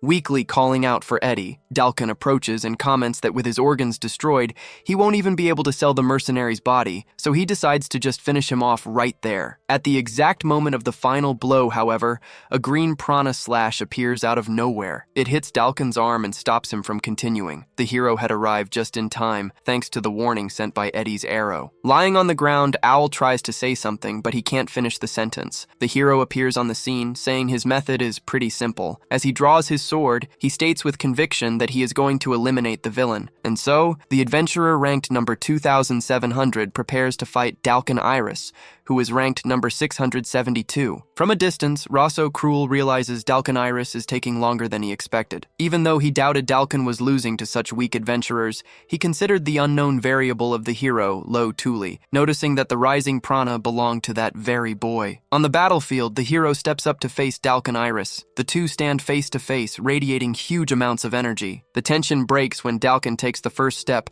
and throws a powerful punch. He follows up with a series of strikes that the hero skillfully skillfully defends with his sword. Next, Lo climbs a tree and with a quick movement unleashes a spinning slash, but Dalkin Iris manages to block the first strike. Seeing this, the hero leaps from the tree and charges straight ahead at high speed, and his enemy does the same. When their attacks collide, a huge amount of prana is released, causing the environment to start distorting. Neither of them manages to land a hit. Dalkin Iris comments that Lo's movements have improved, but he adds with a sneer that it's only by a little, and that he's still no match for his strength. Then, the enemy leaps and unleashes even more energy. His aura charges forward like a bull, slamming into the hero. Even so, Lo Tuli stays on his feet and doesn't fall. Dalkin Iris charges with another powered-up punch, hitting a tree and then ripping it from the ground to use as a weapon, shouting that there's no chance of winning by running away. The hero ducks and dodges the tree that almost crushed him, while the illegal hunter jumps again, preparing another brutal blow. Lo remembers that Dalkin Iris is number 672 in the rankings, but he has already faced stronger opponents like number 11 and even Adal, number 1. As he sees the attack coming, he feels no fear and unleashes his prana to its absolute limit. The energy is so intense that it becomes visible to the naked eye and temporarily blinds the enemy, who stops his attack. Seizing the opportunity, Lo Tuli prepares a massive strike and lands a deep cut, severely wounding Dalkin. Annoyed, Dalkin Iris says it was a cheap trick and that the hero just copied the technique. Lo replies that his enemy doesn't even have a technique, and Dalkin charges forward with another punch. At that moment, the hero understands that he doesn't need to face brute force head-on. He just needs to use strategy. He remembers what Owl taught him about tactics. In a world where knowledge and patterns make all the difference, the key is to secure a numerical advantage. That's why Owl taught him simple patterns. The first step was a surprise attack, the second was to lure the enemy, and the third part was a coordinated attack. Exactly at that moment, following the plan, Owl jumps from a tree. Taking advantage of the opening, the mercenary lunges at Dalkin, who is furious because he didn't expect Owl could still move. Owl latches onto the enemy's body,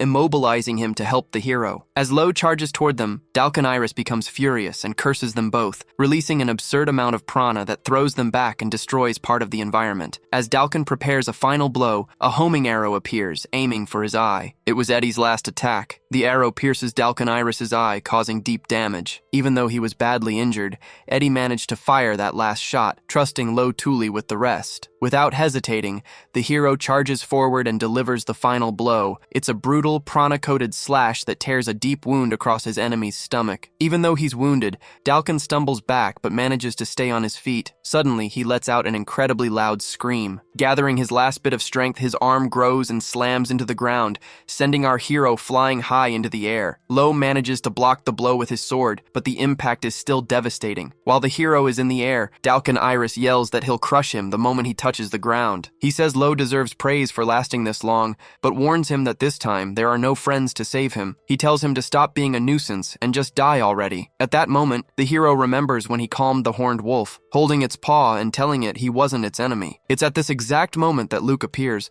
shouting for Dalkin Iris to stop and getting his attention. Taking advantage of the distraction, the horned wolf charges forward and lands a powerful blow, driving its horn into Dalkin's back. Immediately, Luke yells for Lo Tuli to end this once and for all. Answering the call, our hero descends from the sky like a lightning bolt, shrouded in green prana and letting out an aggressive roar. His first strike hits the enemy, who tries to defend with his forearm, but the cuts don't stop and keep piling up. The blows get heavier and heavier, driving Dalkin into the ground under the immense pressure. To finish it, the hero uses the lotus flower technique at the highest intensity he's ever reached. He finally defeats the illegal hunter by slamming him into the ground and creating a small crater. After the attack, Lo collapses from exhaustion, leaning on his sword for support after using so much energy. Luke notices that he's not okay and that his injuries are serious, but she still congratulates him, saying he was incredible for defeating Dalkin Iris. However, the protagonist replies that he only knocked him out. He says that although Dalkin won't be getting up anytime soon,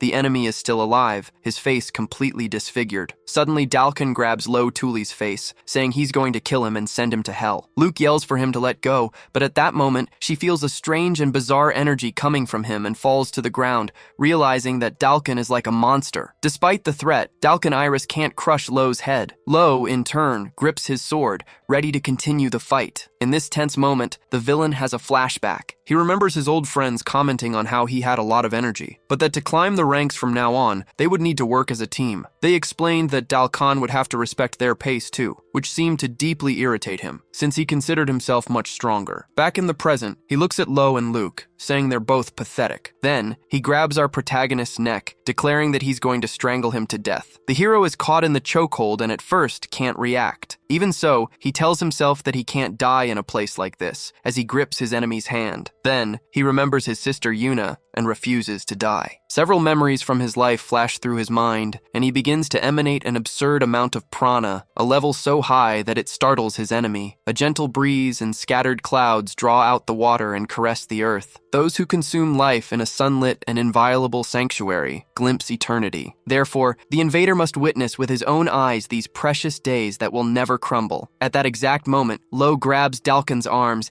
and rips them from his body with surprising strength. Completely in shock, Dalkan asks what the protagonist did. To everyone's surprise, our hero used the arts of the Thule tribe. It was Lo's technique, known as the Descent of the Celestial Spirit. This powerful enchantment left the onlookers confused, as it was so different from other techniques. Emanating an immense amount of prana, Lo spoke the words of the enchantment, and with a quick move, ripped off one of his enemy's arms, who reacted with fury. Dalkan tried to retaliate with a brutal punch using his left arm, but the instant he touched Lo's chest, he lost his other arm too. Lo declared Dalkan's defeat, and then delivered a fatal slash to the illegal hunter's chest, eliminating him once and for all. As the enemy fell, the protagonist thought to himself that the rankings were a horrible thing. This situation made Dalkan remember the past, when he was told that he needed team performance to climb the adventurer rankings. Even though he had completed missions alone and reached rank 5,800, the final judgment was that he lacked team spirit. Annoyed, Dalkan Iris slammed his hand on the director's desk,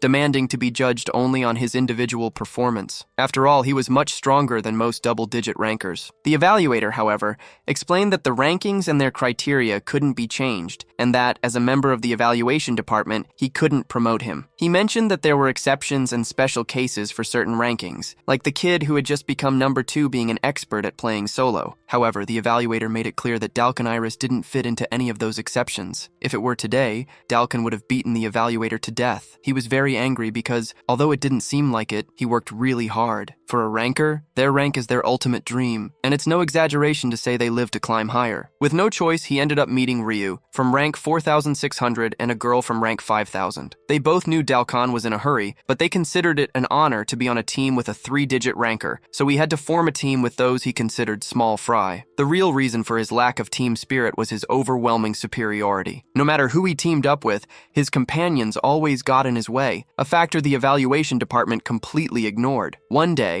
they encountered a griffin, and while the other two were in shock, Dalkan defeated the creature with a single punch without even breaking a sweat, ending the mission instantly. He noticed that since joining the small fry, the encounters with magical beasts had increased, and although it wasn't hard to defeat them, he was surprised by the frequency. One night, he saw his 2 companions sneaking through the forest and discovered the truth. They were stealing a bunch of luxury items. The pair would research in advance where large beasts appeared, and during the adventure, they would secretly lure the monsters, using a high-level ranker like him to take care of the threat. They were talking to each other about how they looked for rankers who didn't understand how the world worked, so they could use them as much as they wanted to get what they desired. Seeing that trash, Dalkan ordered them to drop the bag. In a cowardly move, the boy punched the girl in the face, planning to blame Dalkan so he would lose his rank. The traitor then shouted, asking how Dalkan could dare to hit his own companions, and claiming that this was the reason he couldn't climb the ranks. He threatened to report the incident to the evaluation department. He knew that no matter how much Dalkan defended himself,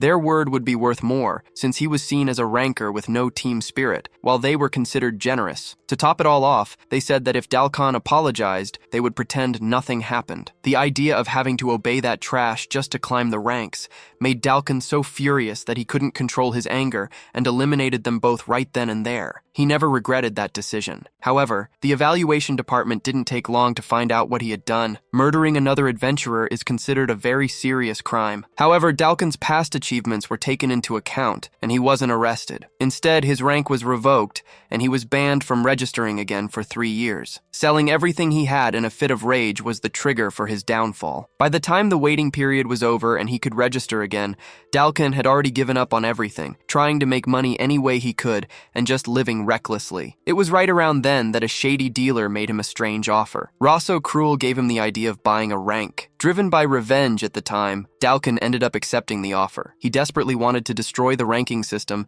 and make the evaluation department, which hadn't recognized him, regret its decision. He knew that one day, our hero would also experience that same feeling, the hopeless pain of a ranker who had hit his limit. After this tough battle, our hero came out victorious. Right after the fight, the girl asked where the protagonist was going. Even though he was exhausted, he replied that the mission wasn't over yet because they needed to capture Rosso Cruel. Only then could she get closer to discovering who controls the ranking of the worst. Extremely motivated to help her, he was getting ready to leave, but the girl ran up and hugged him from behind, insisting that he shouldn't do it now. She argued that in his current state, even she could defeat him, and told him to wait for the next opportunity. Our protagonist tried to argue, but she said that just finding a ranker willing to go so far for her was enough for now. Overcome by exhaustion, he apologized and collapsed on the ground unconscious. The girl was the first to wake up and rushed to report what happened to the evaluation department. Later, when he woke up, he helped with first aid even though he was injured. He believed that as long as he could move, it was worth using his power. While he slept, the protagonist had a very long dream where he saw his parents back when he was just a baby. His father said that things were imprinted on one's prana and heart,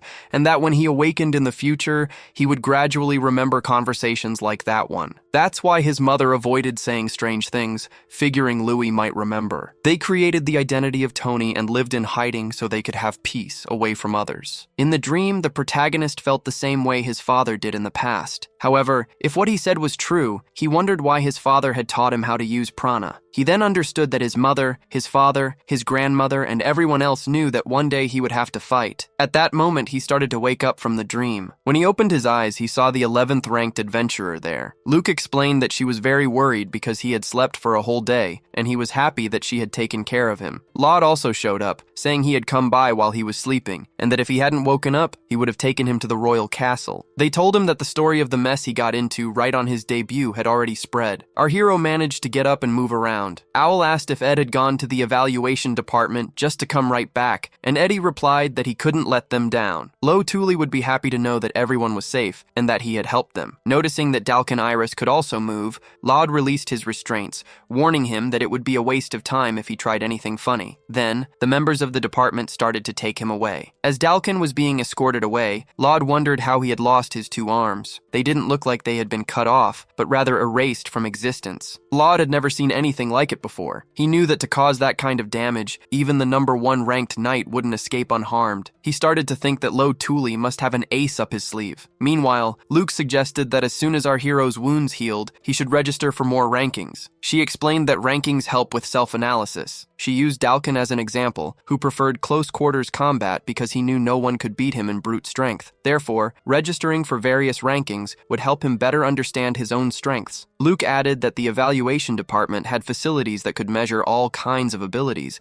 and she would show him everything once they reached the royal castle. Far away, in the deep, dark parts of the forest, Rosso felt one last strange ripple of prana. He reflected that the boy, after hiding for all those years, had appeared as if it were the most natural thing in the world. Rosso wondered if maybe he was drawing attention on purpose in an attempt to make contact with the island of the gods. Soon after, he arrived before a double door adorned with a design of 2 snakes. Upon entering the place, hooded men were already waiting for him. They greeted him as their leader, announcing that they had finally found the descendant of Babel. With this discovery, the hooded men believed they could make great progress with their plans. They declared that the time had come to free the world from the useless shackles of the rankings. The leader then ordered his companions to unleash their power without hesitation, all in the name of Ouroboros, their secret organization. It was revealed that Cruel Rosso was number 76 in the smuggler rankings. However, he was also Adam, the number 1 in the smuggler rankings, 2nd in the assassin rankings, 4th in the theft rankings, and 1st in the drug manufacturing rankings. In addition, Adam was number 1 in the Prana Scholar rankings and the leader of Ouroboros, the number 1 criminal organization. In the end, it became clear that Cruel Rosso and Adam were the same person. Finally, the group group arrived at the royal castle. Luke acted quickly, sending Owl and Ed straight to the infirmary while she handled the report. She also asked Laud to handle the report on Dalkin's beast kidnapping. Our hero noticed she was giving orders like a true professional, to which the girl replied that she was already used to the messes rankers tended to make. She also asked Laud and the other three to clear their schedules for 10 days from now,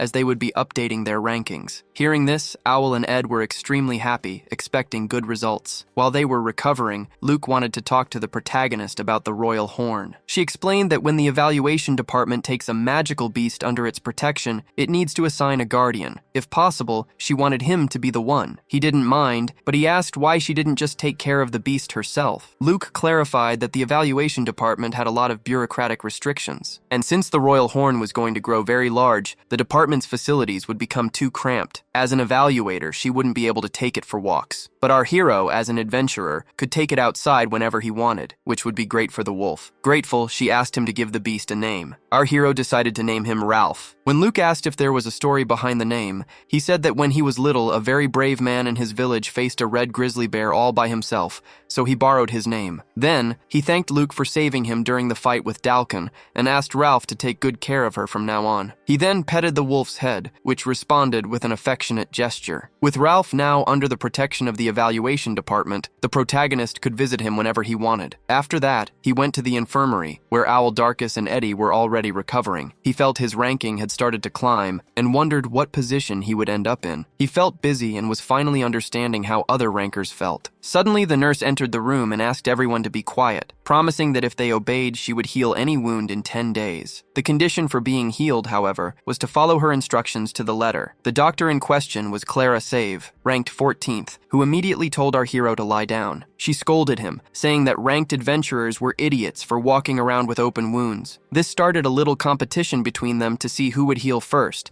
which made Clara extremely irritated, and she told them all to shut up. Suddenly, the bandages on their bodies seemed to take on a life of their own, wrapping around them tightly. Clara Save's healing ability was undeniable, and in an instant, everyone was completely recovered. During the recovery period, Luke visited them a few times, but she seemed very busy, probably swamped with work. The evaluation department was known for being the most rigorous and impartial institution in the world, and it was clear that Luke was working incredibly hard. In a scene in her office, she commented to her secretary that the evaluations were complicated and required some tough decisions. She then asked her to contact a prana scholar named Layla, because no matter how much they searched, they couldn't find any information on a tribe called Thule. 10 days later, everyone gathered in front of Luke for their ranking update. She explained that to update a complex ranking like an adventurer's, they had to rent an entire room to process a mountain of data. This involved cross-referencing information with every other type of ranking. Normally, several people worked on this, but to everyone's amazement, she revealed that she did almost all of it herself, with a friend only helping for a short time. They were in shock, since the adventurer ranking was famous for its complicated process. The fact that she had updated all three of them on her own proved just how competent she was as an evaluator. Luke simply said that it was her job and got straight to the point, starting the update. First up was Owl Darkus, who was ranked at 6,300. She pointed out that during the forest patrol, he had cornered Dalkin, a violator of the ranker's law, demonstrating exceptional cunning and strategy. His strategic thinking, even with a makeshift team, and his leadership were decisive. Considering all of this, Owl Darkus's new adventurer rank was announced as 2,067, an impressive climb of over 4,000 positions. Next was Eddie Markman's turn, who was ranked at 6,700. Luke praised his great performance during the Azaban Forest Patrol,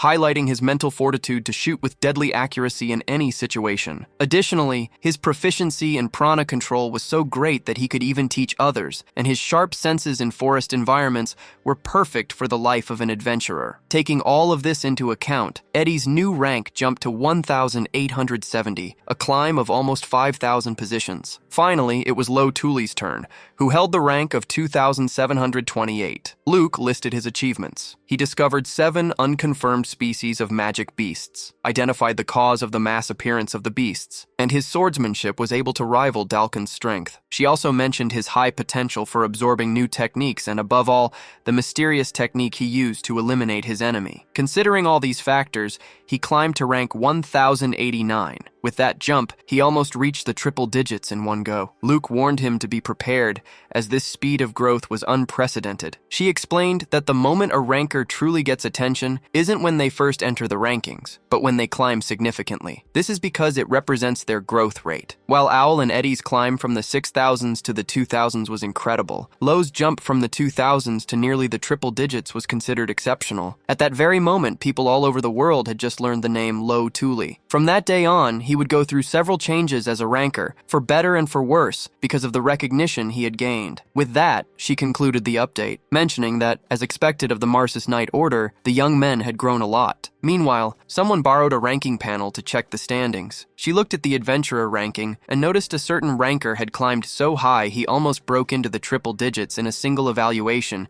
even though he'd stolen a swordsmanship style. Realizing this, the girl got furious, but she quickly apologized for the damage she'd done, admitting she got a little carried away because of that boy. Lo then found out there was a place like that in the evaluation department. They arrived at a giant facility that was the department's pride and joy, a place known as the Challenge Room. Inside, some people were studying intensely while others were hitting punching bags with all their strength. Luke took this chance to remind him of something she'd said before, that it was a good idea for Lo to register for multiple rankings. She explained that in the Challenge Room, it was possible to measure a ranker's various skills and find out their position on the spot. Since it was an extremely valuable facility, only found attached to the major evaluation departments in each country's capital, it made updating simple rankings very easy. Lo understood that there were easy-to-update rankings, like the search ranking he updated with the rank cell the other day, and more complex ones like the adventurer ranking, which required a visit to the department, Luke continued, clarifying that the easy-to-update rankings had tougher competition and could be used as a stepping stone to climb the main ranking. Lo Tuli was a surprisingly quick thinker, and he understood everything after just one explanation. Luke noticed he wasn't just smart, but was always thinking about the shortest path to get to the Island of the Gods. Excited, she announced she would analyze his skills all day and told him to give it his all, since getting high ranks there would help boost his adventurer ranking. She confirmed that he could obviously use prana, as it was also considered a skill. Lo's body immediately began to radiate energy as he started the tests. In the short distance run ranking, he reached position 871. Next, in the power and jump rankings, he placed at 1,000, while in grip strength and weightlifting, he hit positions 2,000 and 1,800, respectively. His results continued with position 934 in reflexes and 809 in balance. After getting the 2,500 spot in lung capacity, he used prana to sharpen his 5 senses, which led to some impressive scores, position 104 in hearing and 98 in smell. Finally, Luke announced they had finished everything related to physical skills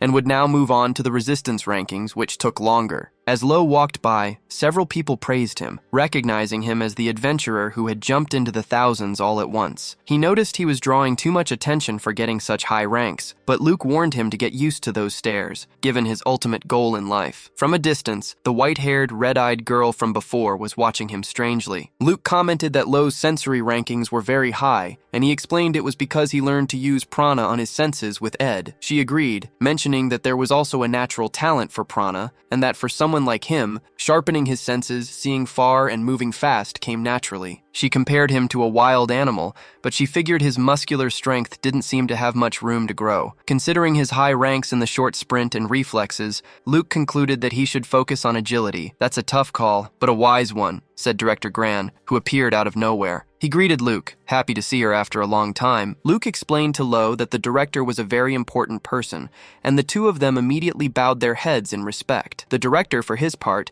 joked that good manners didn't earn you any points in the adventurer rankings. Lo felt like he'd heard that phrase somewhere before, and soon the explanation about the man came to him. Gran was the director of the Trashista branch of the evaluation department, an organization that got rid of hierarchies to keep things fair, making most positions equal. However, Mr. Gran was a rare exception. He was an amazing person and a famous talent scout in the city, responsible for overseeing an incredible number of top rankers. That's when Lo remembered hearing the same phrase from Laud. Realizing Gran was also the one who updated his rank to its current position, Gran humbly said he wasn't such a great evaluator, and that in fact, he was the one responsible for Dalkaniris. That's why he came personally to apologize and express his gratitude. He praised Lo Tuli, ranked 1000th as a new generation ranker who had achieved incredible feats, and thanked him for stopping Dalkin. Gran then informed him that the investigation into why Dalkin fell was complete, revealing that the members of the party he formed had tried to set him up. It turns out the duo was constantly throwing extravagant parties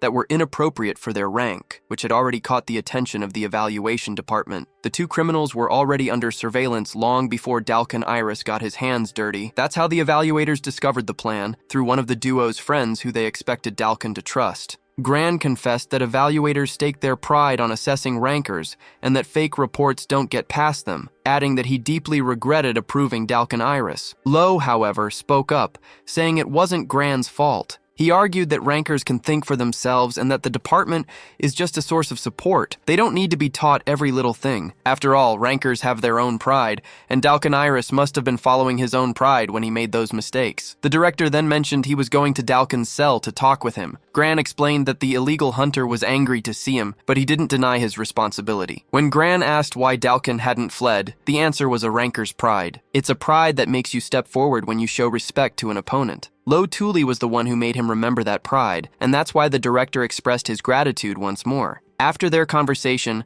the director said he would leave right after them. Luke then announced they were going to try and update a few more. When Lo asked which ones, she replied that since he uses a sword, they'd try the swordsmanship ranking. Also, out of personal curiosity, she wanted to try the prana ranking too. Director Gran, however, warned that it would be difficult to measure prana in that location. He explained the country was relatively advanced in technology, but it was lacking when it came to prana. Gran stated that with the equipment they had, they wouldn't be able to measure Lo's prana. He advised Luke to be prepared if she planned on continuing as his exclusive evaluator. Then, the director left, leaving Lo and Luke confused by his words. Not knowing what he meant, they walked over to a prana measuring machine. Luke explained that there are prana-related rankings, but after Gran's warning, she decided to focus on the sword rankings for now. She explained that the sword is a popular weapon with many different rankings, like one for speed. However, before they started, Luke asked Lo for a very important favor. She told him not to use the sword saint style, because it was a special style passed down from a master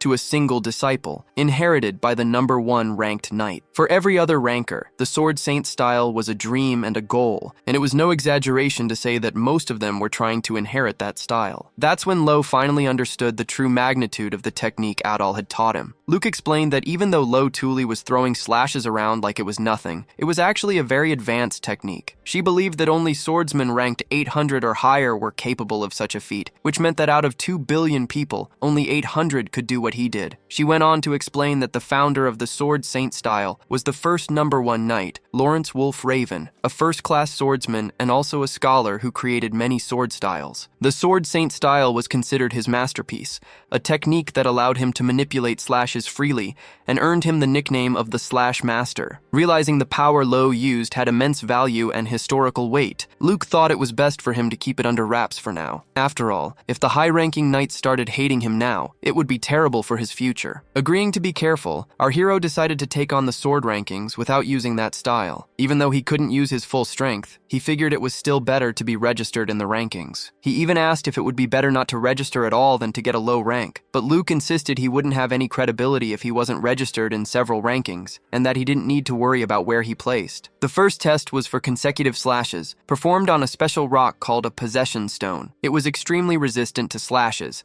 and the goal was to hit it repeatedly within a time limit. The slashes were counted by a sensor, and the stone healed itself. Lo thought using the lotus technique would get a good result. However, he held back and threw several slashes without using prana, reaching position 149. Next, he moved on to the slash precision test, which was measured by the gap between 2 iron plates. If the plates moved even 1 millimeter, the test was over. The difficulty increased as the gap got narrower and narrower, and if the slash speed was too low, it wouldn't be counted. They saw a samurai attempting the test and reaching position 734, commenting that true masters were rare, and that anyone who called themselves a swordsman should at least be in the triple digits. Right after that, our hero performed his precise slash and ranked at 87. He thought that now that he could use Lotus, he should start practicing the third technique. Even without using the Sword Saint style, he was already among the best in the rankings. Convinced her instincts were right, Luke asked if Lo Tuli had his ranking card, the one he used when he entered the Azaban forest. Our hero then took out his registration card, and she explained that he could put up to 10 of his ranks on it. They decided to register his highest ranks, and she got ready to put in the request. At that moment, a woman with white hair and red eyes appeared, asking about our hero's rank. Then, she stood in front of the stone, drew her sword from its sheath for a split second, and unleashed several slashes reaching position 29. The woman then turned to Lo, saying she knew he could do that if he wanted to,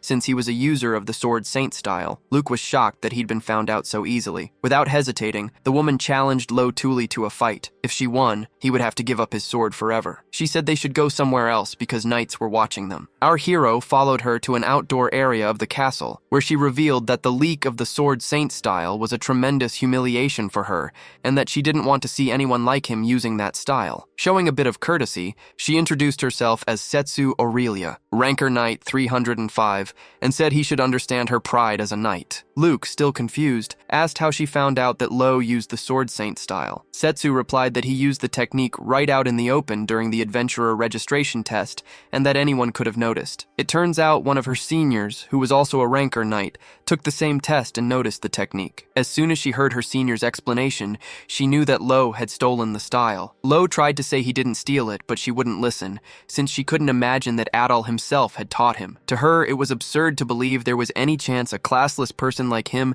had a connection to Lord Adal. Setsu continued, saying she was the one who was supposed to inherit the sword saint style directly from Lord Adal because he himself had promised it to her one day. She accused Lo of just seeing the style in some record book, copying it, and now going around using a fake title, which was a huge pain for the Ranker Knights. However, she offered him a way out, saying that if he apologized and promised to never use this fake style again, she'd forgive him. In response, our hero replied that Lord Adal himself had taught him the technique. He then declared himself Adal's disciple, leaving the girl completely stunned. Furious, she drew her sword, declaring that some lies just make it impossible to hold back your anger. To Setsu, his words had stained her very soul and insulted her deep admiration for her master. She declared that Lo Tuli deserved to be cut down, and so the rank 305 knight challenged our protagonist. Without wasting any time, she charged at him, powering up an attack and unleashing a high-speed slash, which Lo managed to block with his own blade. As he blocked her attack, he felt her overwhelming presence and realized that if he just stayed on the defensive, he would definitely lose. Determined to counterattack, he prepared a slash using his prana, which began to surge with incredible power. Seeing this, she also expanded her prana to an insane level and decided to unleash a slash of her own. Both of them used the Gale slash technique, and their attacks clashed. Even though it was the same technique, her version was clearly faster than our protagonist's. When their attacks finally dissipated, he was left with a small cut on his face. Seeing that he needed more, he decided to use the lotus technique. Immediately, Setsu decided to show him a real technique too, countering with the lotus flower. The two attacks clashed again, and our hero yelled out, trying to put more force behind the impact. An incredible sight formed where they clashed. A large lotus flower, made from both of their pranas, bloomed, marking the battle between two users of the sword saint style. Lo found that strange, because the style is passed from the master to a single disciple. If he learned from the master, it didn't make sense that Setsu Aurelia also knew how to use the technique. He noticed that while her form was a bit rough, she more than made up for it with her pure skill with a sword. While our protagonist continued to block her attacks,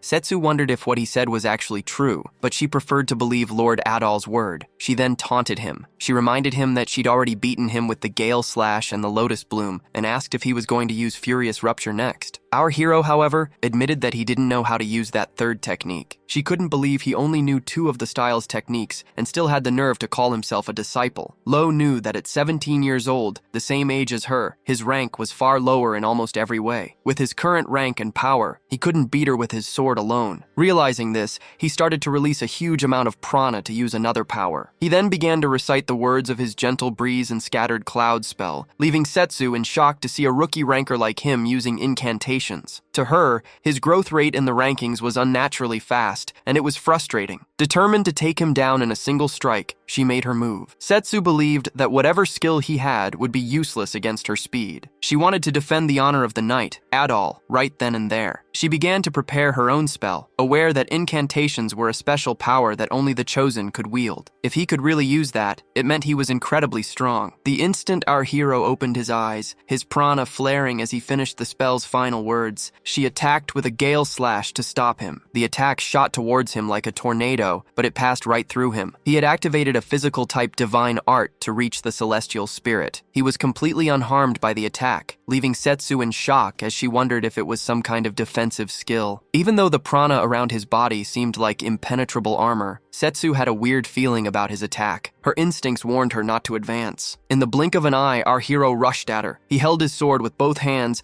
and unleashed a slash that she managed to dodge, even though his movements hadn't changed. Determined to end this before he pulled something even crazier out of his hat, she prepared to use her third technique, the Furious Rupture. However, before she could even attack, our hero already had his own strike ready. She was shocked to realize he wasn't even going to try and block her attack, knowing there was no way he could withstand a blow like that. Then, he unleashed his existence-erasing aura and slashed at the girl. Terrified, she watched as he stopped the sword right above her head, deactivating the enchantment and his prana as he declared that he had won the duel. Right after that, Luke declared him the winner. The girl fell to her knees in shock, unable to believe she had lost. Immediately afterward, our protagonist collapsed on the ground, completely exhausted. He said he was fine, but his body wouldn't move, revealing that the enchantment had a very heavy cost, even though it only lasted for 5 seconds. Hearing this, Setsu wondered if he had also collapsed in the fight against Dalkan Iris because of the enchantments and not his injuries. The girl then burst into tears, telling Lord Adal that she had lost the fight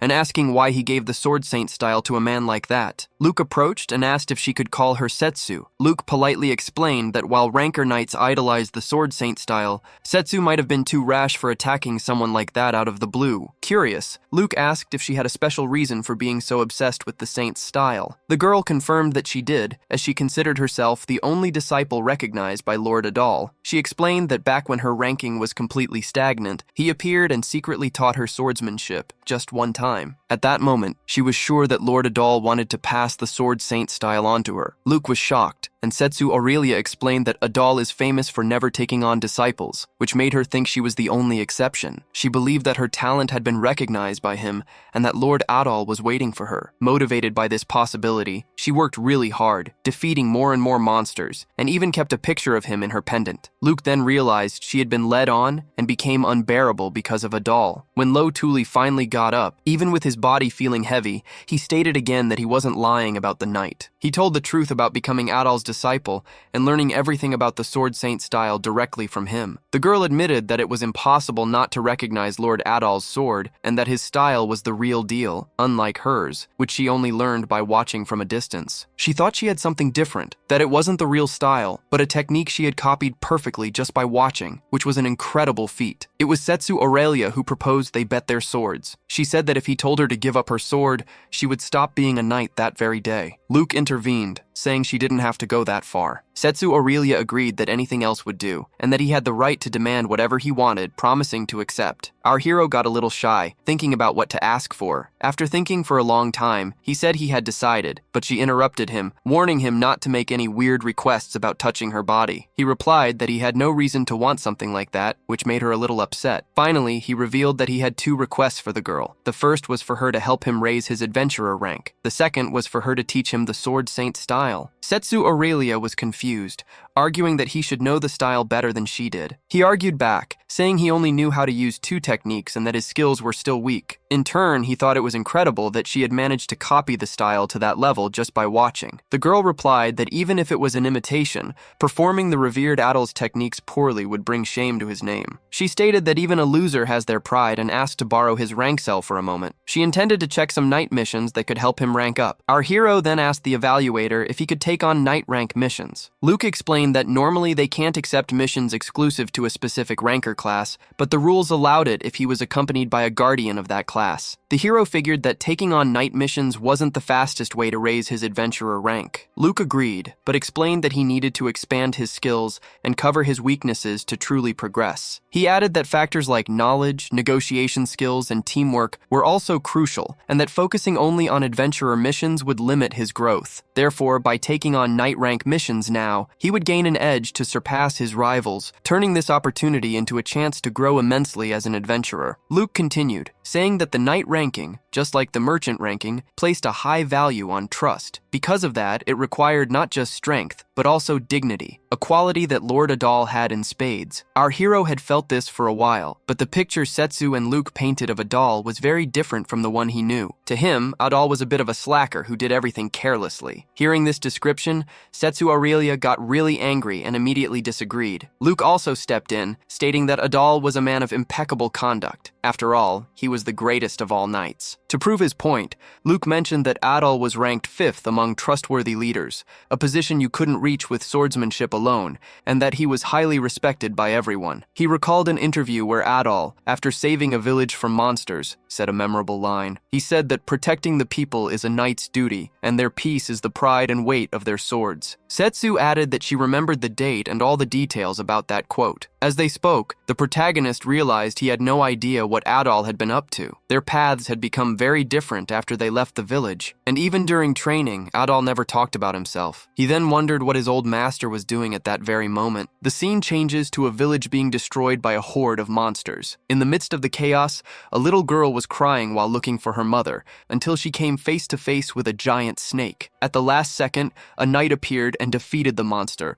assuring the girl that everything would be okay, because he had arrived in time. Right after that, other knights appeared and began to eliminate the creatures in the name of the Knights of Marsis, saving everyone's lives. Suddenly, a loud crash shook the area, and the knights were startled. Before them, the tyrant worm appeared, a danger level 11 monster. In shock, the knights thought they would all be wiped out and started to consider a retreat. However, one of the knights said there was no need to fall back. He simply raised his sword and used the rupture technique, slicing the tyrant worm in half and eliminating the monster once and for all. An old man from the village recognized him as the #1 ranked knight. The hero then removed his helmet, revealing himself to be Lord Adal, the commander of the Knights of Maris. He declared that he wouldn't allow any more deaths now that he had arrived. Overcome with emotion, the entire village population began to cheer for Adal. Meanwhile, at the royal castle, Adal was extremely bored and complaining. His assistant congratulated him on a job well done and started to flatter him, but she quickly pointed to the huge pile of paperwork that had accumulated. She reminded him that he disappeared for a whole year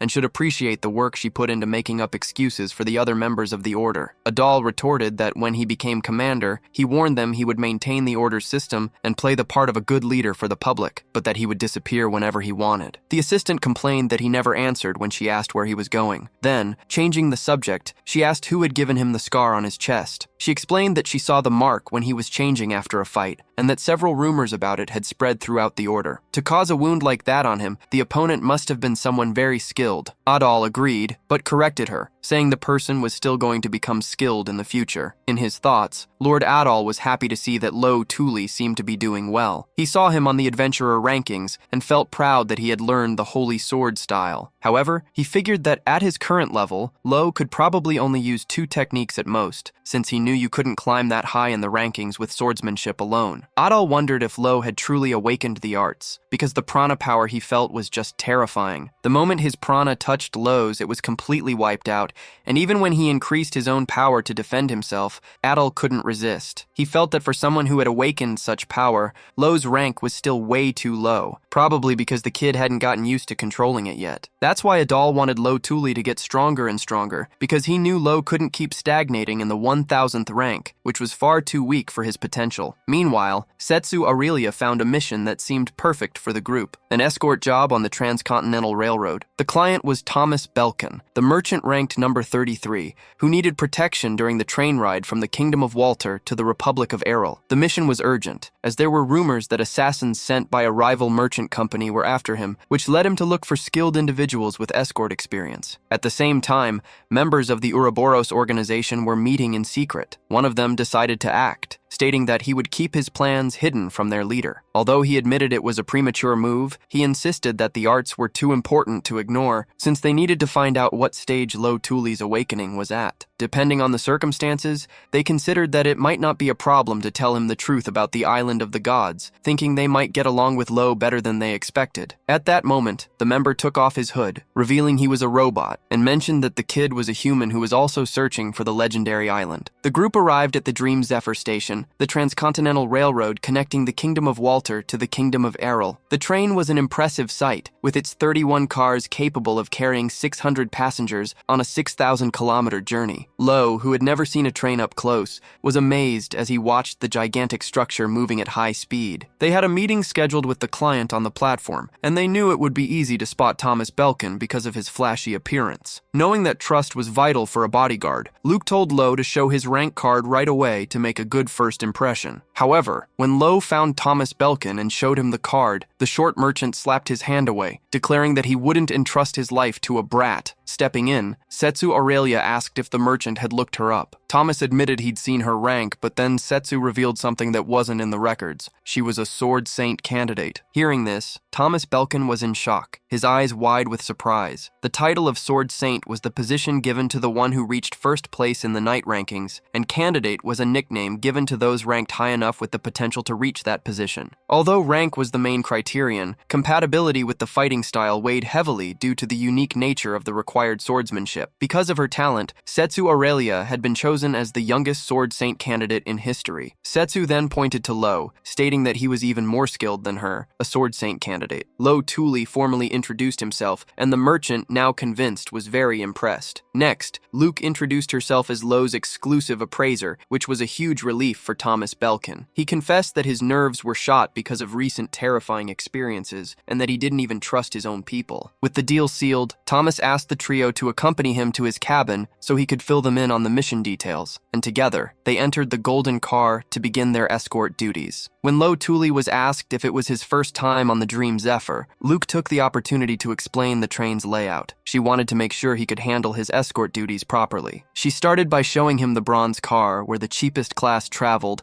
and pointed out that their destination was the gold car, located further up front. In the opposite direction, at the very back of the train, was the pet area. Between the two ends, there were 2 public restaurant cars, 2 department store cars, a library car, and 6 silver cars. These were used by people a little wealthier than those in the bronze class. The train also had a large public restroom, a hospital, a garden, a swimming pool, and a luxury restaurant. Finally, they arrived at the gold car, which housed a casino and the driver's cabin. Luke explained that tickets for this area were extremely expensive, so only the very rich could afford them. She told them they could use the room next to Thomas Belkin's. Once they were settled in, Setsu Aurelia got straight to the point and asked Thomas about the enemy they'd be facing. The merchant revealed it was a rivalry involving one of his company's lifelines. When Setsu asked if he knew the Laude company, the merchant realized they had done their homework. He understood they already knew part of the situation. Thomas Belkin then confirmed that their job was to deal with the assassins sent by the Laude company. Setsu noticed he was being evasive, as if he was hiding something, and asked him how long he'd been a target. He replied that it was a recent development, and that the enemy's goal was to make him fail in his business dealings in the Republic. However, when it came to the details of the business, he asked them not to ask too many questions. He preferred not to talk about it, even if it wasn't a trade secret. Next, he asked them to watch the outside of the car while he checked the room. Once they were alone, Setsu commented that Lo was climbing the rankings at an unprecedented speed. While that was impressive, she warned that it was also a weakness, since he was still inexperienced. This would be his first time fighting an assassin, and she reminded him that a ranker can't let his guard down, not even against weak enemies. Lo admitted there was so much he didn't know that his head was spinning. Luke understood, reminding him that he'd only just arrived in the capital. Curious, Lo asked how the car door had moved automatically. Luke explained that the mechanism worked with electricity, a special type of prana. She explained that their destination, the Republic of Helio, was one of the leading nations in prana research. They had the technology to convert it into energy. The Dream Zephyr itself was built with that same technology. She also mentioned that the evaluation department had similar doors, which were also supplied by the Republic of Helio. Hearing this, Lo realized just how big the world really was. He remembered that his sister Yuna would have loved to go there, and he wished she could be there with him. Interrupting his thoughts, Luke said there was something important to consider. If they went to the Republic of Helio, they might find out something about the Island of the Gods. She confessed that during her investigation for the ranking update, everything was too uncertain, and she found out almost nothing. The fact that the department also knew nothing about the place was a rare occurrence. Luke pointed out that there were 2 big unknowns involving Lo Tuli, the Island of the Gods and his own origin. She suspected this wasn't a coincidence, but inevitable. She suggested that his contact with the island might be the cause of his special arts. To reinforce her point, she asked if he remembered what Gran had said about the Republic of Helio being a nation capable of analyzing prana with precision. The idea of finally getting his prana analyzed made Lo eager to get there. Luke agreed, saying it was a fascinating country that could change his view on magic. Suddenly, the atmosphere changed. Everyone felt a presence at the same time, and Setsu immediately ordered them to act normal. With little time left before the train's departure, they realized this was when the enemy would make their move. Lo wondered if the assassins were about to attack. Just as the captain was announcing the train's imminent departure, welcoming everyone aboard the Dream Zephyr, a bizarre tremor suddenly shook the car. The unexpected jolt made Lo stumble, and that loss of balance saved his life. A knife slashed through the exact spot where his head had been just seconds earlier. If it hadn't been for that involuntary movement, he would have been taken out right then and there. The assassin spun his knife with precision, remarking that the kid was lucky, but promised there wouldn't be a second chance. Emanating a huge amount of prana, he lunged forward again, preparing a second fatal attack and declaring that Lo couldn't do anything from that position. In response to the charge, Lo threw a hunting dagger at the man, who dodged it easily. Taking advantage of the distraction, Lo used a feint to get under the assassin, landing a powerful punch to his chest before he could react. Then, he caught his sword in midair and set his stance, facing the enemy without fear. The assassin didn't hesitate and launched into a brutal assault, but Lo blocked the blow with the blade of his sword. The enemy then leaped over him, used the ceiling to gain momentum, and came back with a swift attack with his knives. Despite the speed, Lo managed to dodge 2 simultaneous strikes, realizing the attacks were repeatedly aimed at his solar plexus. Spotting an opening, he seized the moment and delivered a final blow that knocked the attacker out. Before he could even speak to Luke, Lo sensed the presence of 2 more enemies and immediately ran toward them. When he got there, he found Setsu Aurelia, who had already taken out the other 2 assassins. She commented that the attack happened very quickly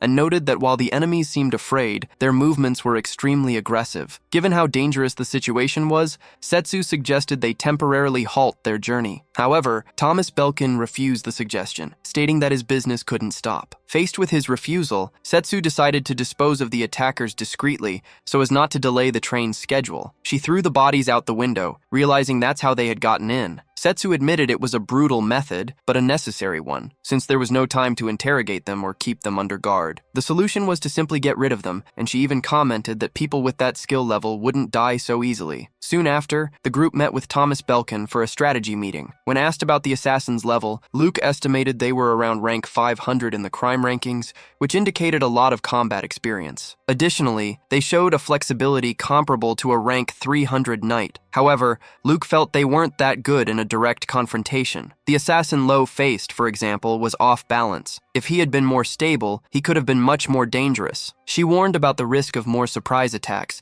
stating that stronger enemies were likely still to come, but she believed they could handle opponents at that level. Next, Luke explained an important concept known as the digit barrier, a technical term among rankers. She detailed that in any ranking, there's a huge skill gap at the digit boundaries, like between the 10th and 9th positions, or between the 100th and 99th. Even though the number only changes by 1, the jump in power is immense. The most accepted theory for this is that many rankers push themselves to the limit to cross these boundaries, creating a chasm of skill. To put it in context, she pointed out that Lo Tuli was at rank 1089 in the adventurer rankings, with the 3-digit barrier right in front of him. This ranking range is considered a real hell, since it's packed with adventurers desperately trying to reach the triple digits. As a result, the missions at this level are way tougher, and Luke says this could be a huge challenge for Lo. Realizing it's necessary, and at Lo Tuli's own request, Setsu Aurelia decides it's time to start his training. To do this, they climb to the top of the train, where the wind is blowing with extreme force. Setsu decides to use this to her advantage, since she'd already noticed something when they crossed swords earlier. Lo's prana control is still very basic. He clearly prioritized learning techniques over strengthening his fundamentals. Now he's forcing moves he hasn't mastered, wasting huge amounts of prana in the process. Setsu explains that the Sword Saint's style is far more advanced than he thinks,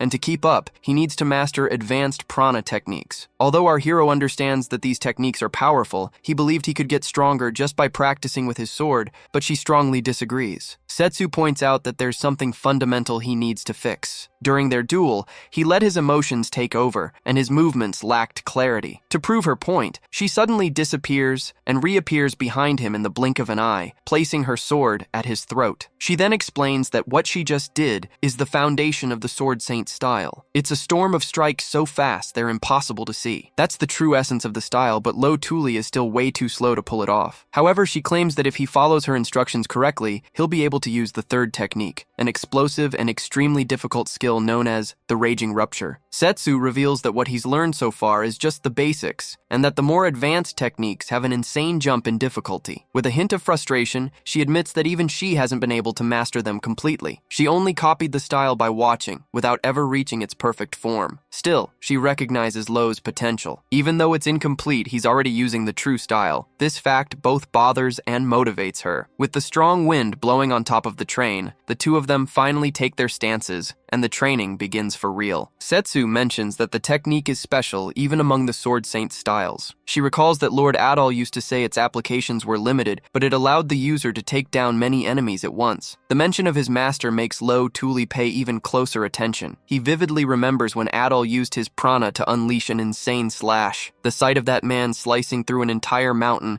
had left Lo completely in shock a year ago. He thought about it all the time because in that moment, Adal didn't seem like an ordinary human anymore. Setsu Aurelia's first lesson begins in a completely unexpected way. She simply takes out a rope she had bought at a shop, prompting Lo Tuli to ask if she plans on tying him up. She says no, and then gives a demonstration, tossing the rope far away with a simple motion. Setsu then says that if he can do the same thing, the lesson will be over. Feeling confident, our protagonist tries to copy the move, throwing the rope with all his might. But to his surprise, it comes right back and smacks him in the face, pushed back by the relentless wind on top of the train. Setsu Aurelia explains that's exactly why he needs more speed and control. Since the rope is so light, it requires an absurd amount of precision to cut through the wind. She then continues her lesson on prana, saying that it gets stronger the more it flows, and can take on the force of a river or a waterfall. The goal is for Lo to channel this energy wherever he wants, like his hands, feet, or eyes. He has to do this without losing stability, even when he's using his maximum power. Our wild ranker then tries again. This time, he focuses prana into his arm and throws the rope, but it still doesn't go very far. Setsu Aurelia immediately points out that it's a mess, explaining that prana originates from the center of the chest. Because of that, he needs to learn to control the time it takes for the energy to reach the ends of his body. Lo tries again, now increasing the amount of prana and concentrating as hard as he can, but Setsu stops him right away. She says that's exactly what he shouldn't do, and scolds him for continuing to use only brute force. Setsu warns that he'll never learn the correct technique that way,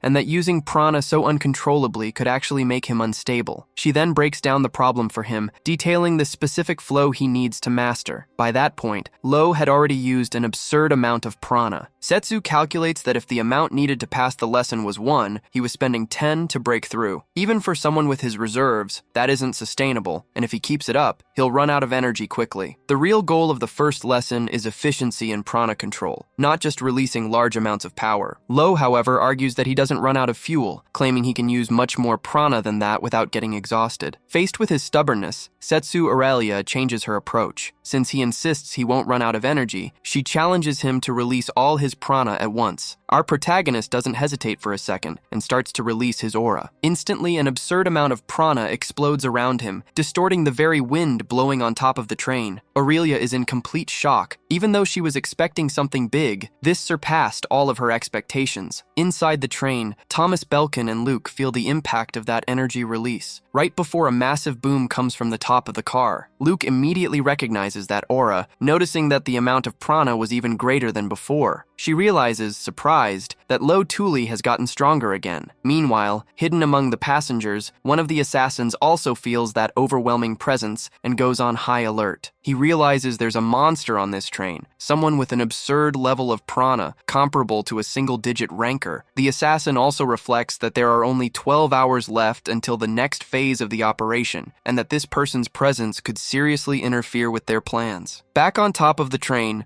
Tuli's prana completely dominates the area. Setsu wonders how someone with this level of power can still maintain a human form, but at the same time feels lucky, since it would surely deter any enemy. She recognizes that he's one of the world's top rankers in terms of raw prana, and finally admits to herself that Lord Adal's apprentice is, in fact, a monster. Later, Setsu talks with Luke, relieved that they've finished the first stage of the training. She explains that the plan consists of 3 lessons, and that, starting the next day, the second part will be even more brutal. Noticing that Thomas Belkin is still in his room, she comments on his prana, mentioning that few people can truly use it. Then the topic shifts back to Lo, and Setsu observes that for a swordsman, controlling prana flow should be basic, but he wastes a huge amount during the day, probably not even using 1/10 of his power correctly. Seeing that they were alone, they switch their focus to business, and Setsu shows Luke a detailed analysis of the target they need to protect. Luke was impressed with the compiled information on Thomas Belkin's personality and tastes, noting that the common practice of hiring knights for protection wasn't just for show. Setsu Aurelia explained that 1/3 of that information was basic knowledge shared within the order, something any ranker from the Marsis Knights would learn. Then, Luke found out that their target, Thomas Belkin, was the 33rd in the merchant rankings, a 46-year-old man and the second-generation president of the Belkin Trading Company. The company was a retail business that operated the Belly department stores. It started out as Belkin Pharmaceuticals, a small company that sold medicine and grew rapidly under Thomas's father's management. Thomas himself continued the expansion, increasing the number of department stores to 8 and making the company the largest of its kind in the country. Hearing all this, Luke commented that he seemed like a good person and an incredible human being. However, Setsu Aurelia countered, saying that he was cautious and had a very short fuse. She believed his initial distrust of their skills was a result of those two personality traits. Setsu also predicted that, although he was quiet in his room at the moment, sooner or later he would want to go out again. Taking the opportunity, Luke decided to share the information he'd found on the assassins who attacked them, showing some data from the evaluation department that made a lot of sense. He wondered if the enemies in the fight against Dalkin Iris might have used the rank cell retrieval again. Luke explained that in the forest, because it's a danger zone, there are no transmitters, which prevents communication for security reasons. That's why a special encrypted line is used for ranking updates. General communications, on the other hand, are multifunctional, but have a very short range, and long-distance communicators use simple transmitters. Getting back to the assassins, Setsu commented that the 3 of them were clearly coordinating their actions. The timing of the attack was too perfect to be a coincidence, since they would normally be hired individually. The precise coordination meant they were hired as a team. She explained that while it's hard to identify a single assassin, a team is different. They can be tracked by their area of operation, the skill level of their members, and the makers of the weapons they use. Based on these characteristics, she had no doubt they were from Despada, a group of assassins that held the 49th spot in the criminal organization rankings. Setsu continued her explanation, revealing that Despada is a subsidiary of Desdora, the 6th most dangerous criminal organization in the rankings. Despada's high command consists of high-level ranker assassins dispatched directly from Desdora. She warned that the group should be very careful, as their elite could be on the train, which would make the situation much more difficult than they could handle. Meanwhile, somewhere else on the train, the man from the criminal organization was reading a cipher and saw that the preparations were complete. Sitting near the window, he noticed his companions were intimidated by that prana from before. Although he'd hoped to retire without getting his own hands dirty, he realized he had no other choice. Removing one of his gloves, he decided he would act. This was Joman Teppel, the 108th in the assassin rankings. The next day, Thomas Belkin came down from his room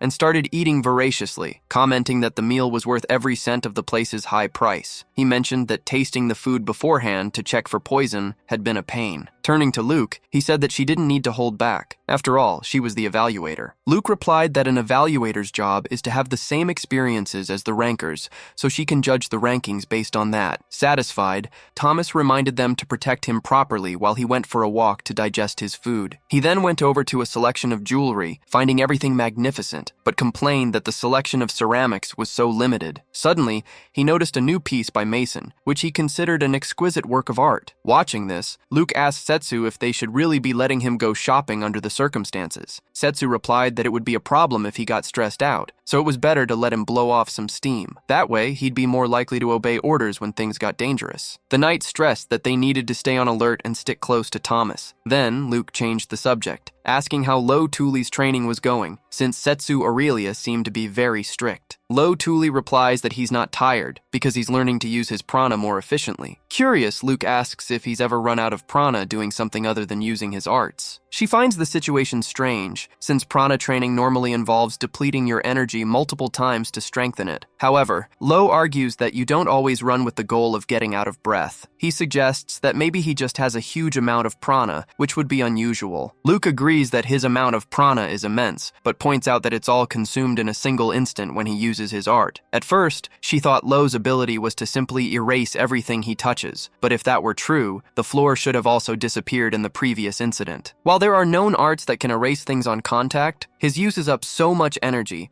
that there must be a much bigger effect to justify that cost. With Lo's permission, she offers a hypothesis. His art could be the ability to erase anything that's inconvenient for him. Lo thinks the idea is a bit of a stretch, but Luke insists that the description perfectly fits what happened. Besides, she points out that the ability doesn't make him invincible, as it comes with severe drawbacks. These include the worst prana consumption she's ever seen, and the fact that he passes out after using it. He can only activate it once and is unable to move for a long time afterward. This means the risk of using the ability can often be greater than the reward. At that moment, Setsu Aurelia returns and notes that the assassins still haven't shown themselves. The protagonist realizes they have no choice but to remain on high alert. Suddenly, the train's lights go out, plunging everyone into darkness. Shocked by the sudden blackout, Lo understands this is the enemy's move to confuse the crowd and make them unable to react. In the middle of the chaos, Thomas Belkin starts screaming.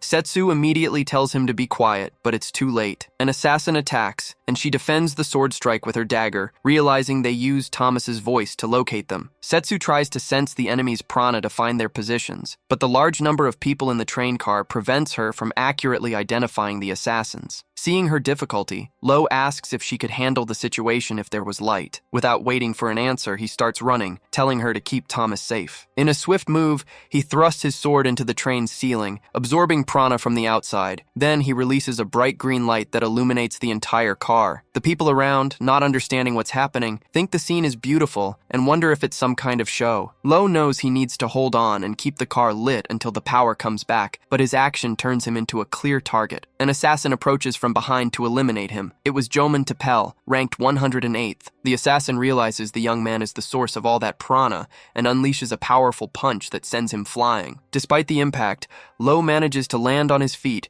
grabbing his sword and pointing it at the enemy, who declares that it's time to hunt monsters. Meanwhile, Setsu Aurelia realizes they've been separated. Another assassin lunges at her with a dagger, and she notices the black-painted blade is part of a well-prepared strategy. She also understands that the most skilled assassins were sent to eliminate Lo as quickly as possible. Feeling underestimated, she gets angry and activates a large amount of her prana. Sensing an attack from behind, she dodges and unleashes a devastating counterattack, instantly eliminating one of the assailants. The remaining assassin watches in shock, realizing she used an art that detonates prana to blow up his companion. In a single instant, Setsu swung her sword 3 times, creating several cuts around her that shone like flakes of light. It was an art that doesn't emit any visible prana. Cautious, the man thinks about buying some time, but he suspects it's a trap. He decides he needs to eliminate her before the train's lights come back on. He recognizes her technique as the Sword Saint's style, an art of overlapping cuts of equal power that maintains a perfect balance. Using her technique, Setsu Aurelia creates a bomb of stagnant slashes that detonates the very moment an enemy gets close. The flakes of light gather and explode into a wave of prana, instantly eliminating the assassin. To Aurelia, the sword style represents absolute invincibility, and in her mind, she's the only one who can use it to its full potential. The scene shifts to a training session where the hero is practicing with a whip. Setsu Aurelia congratulates him on his success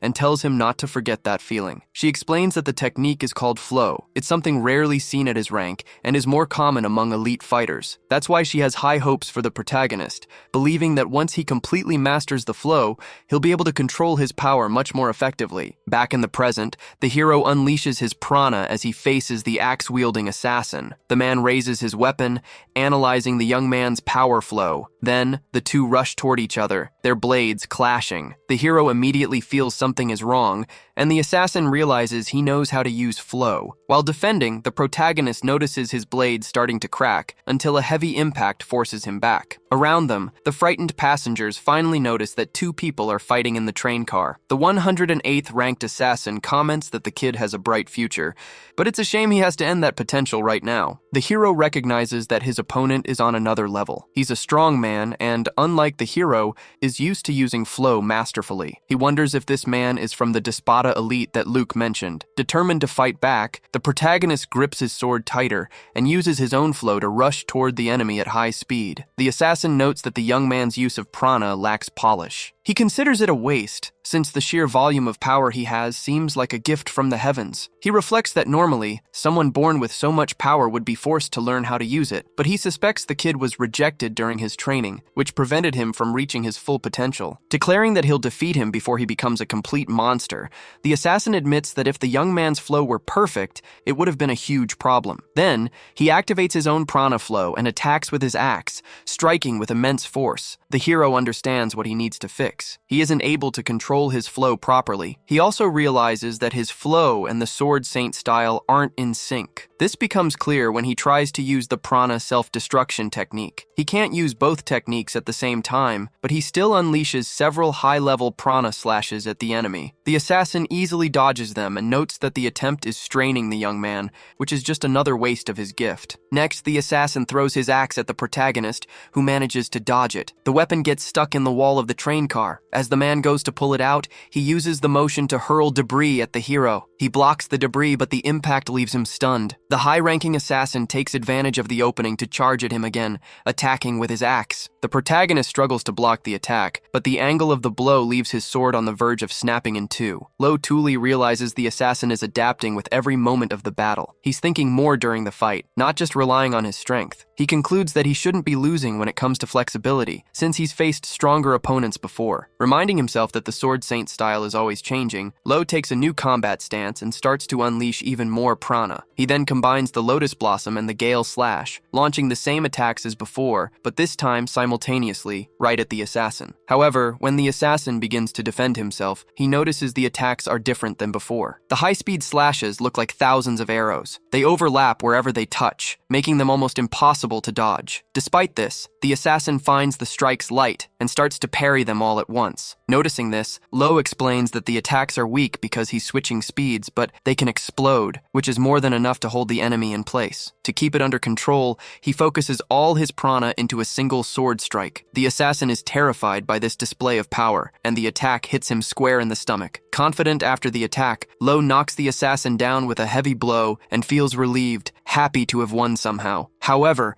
a sudden pressure on his shoulders forces him to the ground. The assassin reveals his axe was coated in a poison that can kill a mortal with a single scratch. At that moment, the young hero remembers being grazed when the weapon got stuck in the wall. He asks for the antidote. The assassin pulls it out of his pocket, only to smash it right in front of him. Lowe's is left in shock as the assassin says it's time for a monster like him to die. Right at that moment, his three companions arrive. They find him pale and realize he's been poisoned. Setsu Aurelia notices that the broken glass on the floor was the antidote and that the medicine on the train won't work. Lowe then asks the two of them to step back as he wants to test something. He decides to use his tribe's enchantment, a special art that can detoxify him. He uses the Tool tribe's art enchantment, the Descent of the Celestial Spirit. He focuses all his prana into his body and easily purifies the poison. He survives, surprising everyone with his technique. Soon after, an announcement is made to the passengers that the surprise performance in the train car is over. It reminds passengers getting off the train not to forget their belongings. It also states that passengers heading to the Republic of Aereo cannot disembark. Setsu Aurelia comments that they made the announcement just like they asked. Thomas Belkin replies that of course they did, since he invested a lot of money in the train. He skillfully managed to cover up the fight in the library car, while Setsu told the witnesses it was an improvised fight by performers. Even if they didn't buy it, what matters is that the rest can be handled with some compensation as an apology. Luke then approaches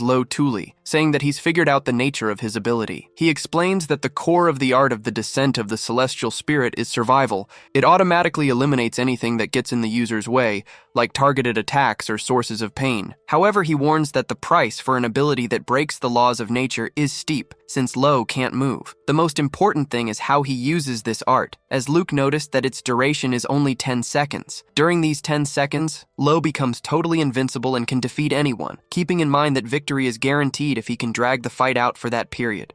Tuli agrees that strategy will be key when using these arts. Intrigued, Setsu Aurelia asks how he defeated a more skilled assassin using strategies. He explains that he used the Lotus and turned all the slashes into gales, focusing focusing on just landing the hits. He reminds them that both the Gale and the Lotus are basic techniques in the Sword Saint style. Lo explains that the great thing about his techniques is their flexibility, especially the Lotus, which can be used in all sorts of ways. He showed that he could throw it directly at an enemy, stick it to an object, and even detonate it later. Setsu comments that this is different from the Galaxy style, which is all about constant change. She promises to explain these major swordsmanship styles in more detail later. In her eyes, he has finally become worthy of the Sword Saint style. With that, they get ready for the second lesson. He thanks Setsu Aurelia for the training, saying it was even better than Adal's classes. The comparison makes her furious, and she reacts by saying that's absurd because Lord Adal's teachings are the best in the world. Furious, she even points a sword at him, thinking he was just bragging about being taught by such an important person. However, the hero was just trying to give her a sincere compliment, but she didn't understand his intention. The conversation then shifts to the enemy. Setsu Aurelia suggests they might back off now that Lo Tuli has defeated a skilled member of Despada. Luke, however, corrects her, saying the assassin was just a regular member and not from the top ranks. He warns that if they had been ambushed by a true elite member, they would have died the instant the lights went out. Luke concludes grimly that the fight isn't over yet, and that they've just been very lucky so far. Meanwhile, at the central train station, a little girl watches a man in clown makeup juggling knives. The clown reflects that if the kid fails, he'll have to step in on the train himself. He supposes that the man sent earlier lost the fight because he was too rusty, used to only doing office work. Since this failure is messing with their operations, the clown concludes he has no choice but to get on board himself. Suddenly, a gold coin falls to the ground. When a person tries to pick it up, the clown aggressively stops them, telling them not to touch it. He picks it up desperately,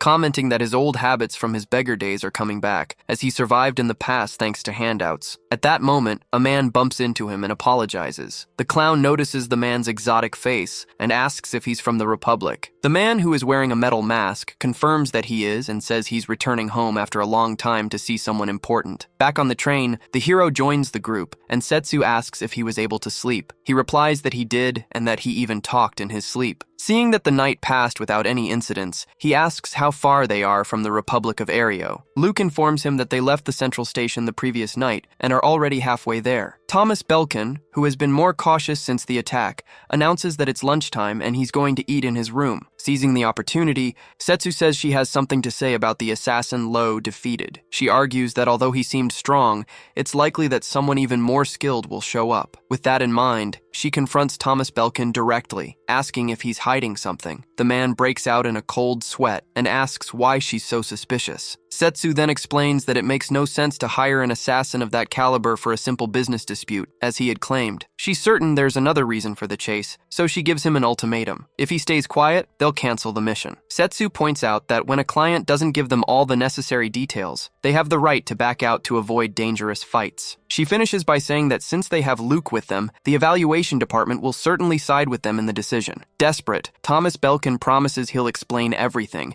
and pay more than they agreed if they continue to protect him. He reveals that he's in the middle of a negotiation to secure the mining rights for a material known as insect steel, the raw material for papillon. Thomas explains that papillon is an infamous drug, and its main ingredient is a powder processed from this steel. It's easy to produce as long as you have the materials, which makes it hard to monopolize. However, the growing demand guarantees a profit. Because it's a major source of extra income used to finance cartels, criminal organizations have been using papillon since it first appeared. With this revelation, Thomas's conflict becomes clear. It involves not just a rival company, but also criminal organizations. The hero then asks him why he needs the insect steel, and Thomas gets worked up, insisting it's not to manufacture papillon. The sincerity in his voice convinces the group to continue the mission. Setsu realizes that, just like in the Azaban forest, the mission's difficulty is increasing, which in turn raises its rank. She decides to take advantage of this God-sent opportunity, since a high-difficulty mission like this is perfect for raising their rank and earning better rewards. Setsu's personal goal is to raise her rank so she can inherit the Sword Saint's style and eventually take Lord Adau's place as the #1 knight. She believes that if she gets closer to the top, Lord Adau's opinion of her will change. Now that they're companions on the same mission, she decides to resume her training with Lo Tuli. Setsu states that their opponent's combat power exceeded their expectations, so they need to perfect Lo's flow as quickly as possible since he's able to activate it. She explains that he must have already noticed how the flow fundamentally changes combat, and and that the goal of the second lesson is maintenance and stability. To do this, she orders Lo to run outside alongside the train, which leaves him in shock when he sees how fast they're moving. Meanwhile, without them noticing, a metallic insect begins to watch their conversation. A robot-like man spots Lo Thule with 3 companions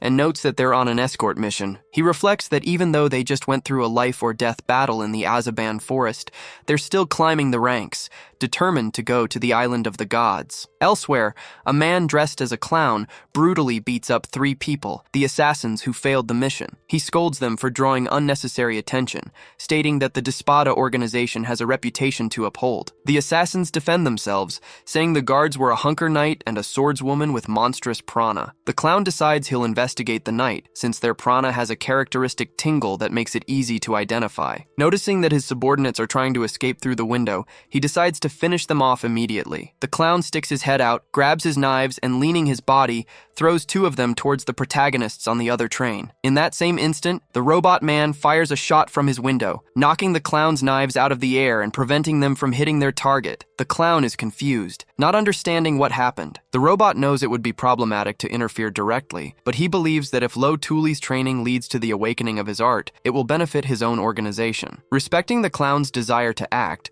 the robot decides to use him as a guinea pig. He sends a metallic beetle that lands on the clown's shoulder and stings him in the neck. The man feels a sharp and incredibly heavy pain as an injection of nanomachines begins to enter his body. The robot calculates 7 minutes until the completion of the terminalization, hoping that the now enhanced clown will pressure Lo Thule in the right way. Back to the training, we see Lo running outside the train, desperately trying to keep up with its speed, until he finally gives up and collapses from exhaustion. Setsu Aurelia throws a rope to Lo, who grabs it firmly. Using her flow, the girl pulls him back onto the train. He reflects that, unlike his prana, his physical stamina isn't infinite, and pushing himself too hard could mess up the mission. When asked about the training, he assures her he'll handle it, because he finally understood the goal of the second lesson. Just running normally wasn't enough. The instant his feet touch the ground again, he concentrates prana into them to run faster, maintaining a continuous flow. Although he managed to surpass the train's speed, a small fluctuation in power made him trip and fall right away. Even so, he feels like he's getting the hang of it, and realizes he needs more practice to balance his body with the power of the flow. Setsu Aurelia praises how quickly he's learning, and then Lo asks about the whereabouts of the evaluator, Luke. He finds out that she's interrogating Thomas and checking his background, just as a precaution. Although Thomas denies any involvement with drug trafficking,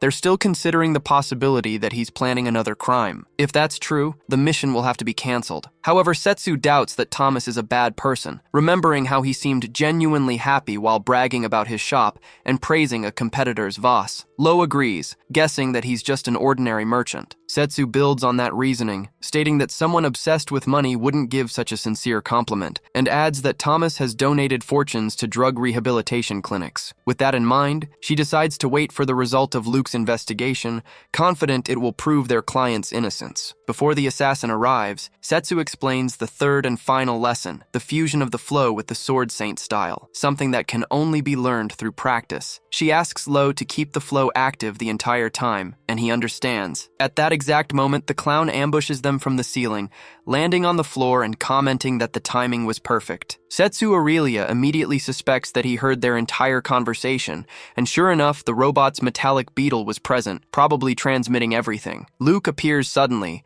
but Lo Thule yells for her to go back. Meanwhile, he quickly analyzes the enemy. The clown is 1 meter and 80 centimeters tall, weighs 80 kilograms, and is from the northwest continent. From the details, like his overdeveloped forearms, he identifies him as a member of the Despada organization. Despite being unarmed, Lo realizes he's high-ranking, and his strength is on another level. He recognizes him as Nile Shooter, the number 21 ranked assassin. Setsu Aurelia reinforces the danger, warning that he has the ability to turn anything he touches into a deadly projectile. Nile Shooter immediately puts his ability into practice, throwing objects at Lo, who manages to dodge. Then, the assassin throws an entire sofa, and Lo dodges by a hair, realizing that without Setsu's warning, that projectile would have been fatal. He had never faced a throwing master before. Observing more closely, he notices that the clown's eyes indicate he's being controlled by some technology, which explains why he attacks with so much force and without any expression. Setsu Aurelia notices something even more dangerous. He's reinforcing each projectile with his own flow, causing each throw to be fired like a cannon shot. Realizing the gravity of the situation, Lo asks Setsu to take Luke and Thomas to a safe place. They notice that, for some reason, the clown is targeting him exclusively. Setsu is confused, not understanding why the mission's main target, Thomas, is being ignored. Since the third lesson was practical combat, Lo decides that this is the perfect opportunity to perfect using his flow in a real fight. Setsu agrees, promising to come back as soon as she gets the others to safety, and she leaves with the two of them. Alone, Lo settles into his combat stance. Immediately, the clown launches a series of chaotic and extremely fast attacks. Lo uses his sword to defend against the reinforced projectiles,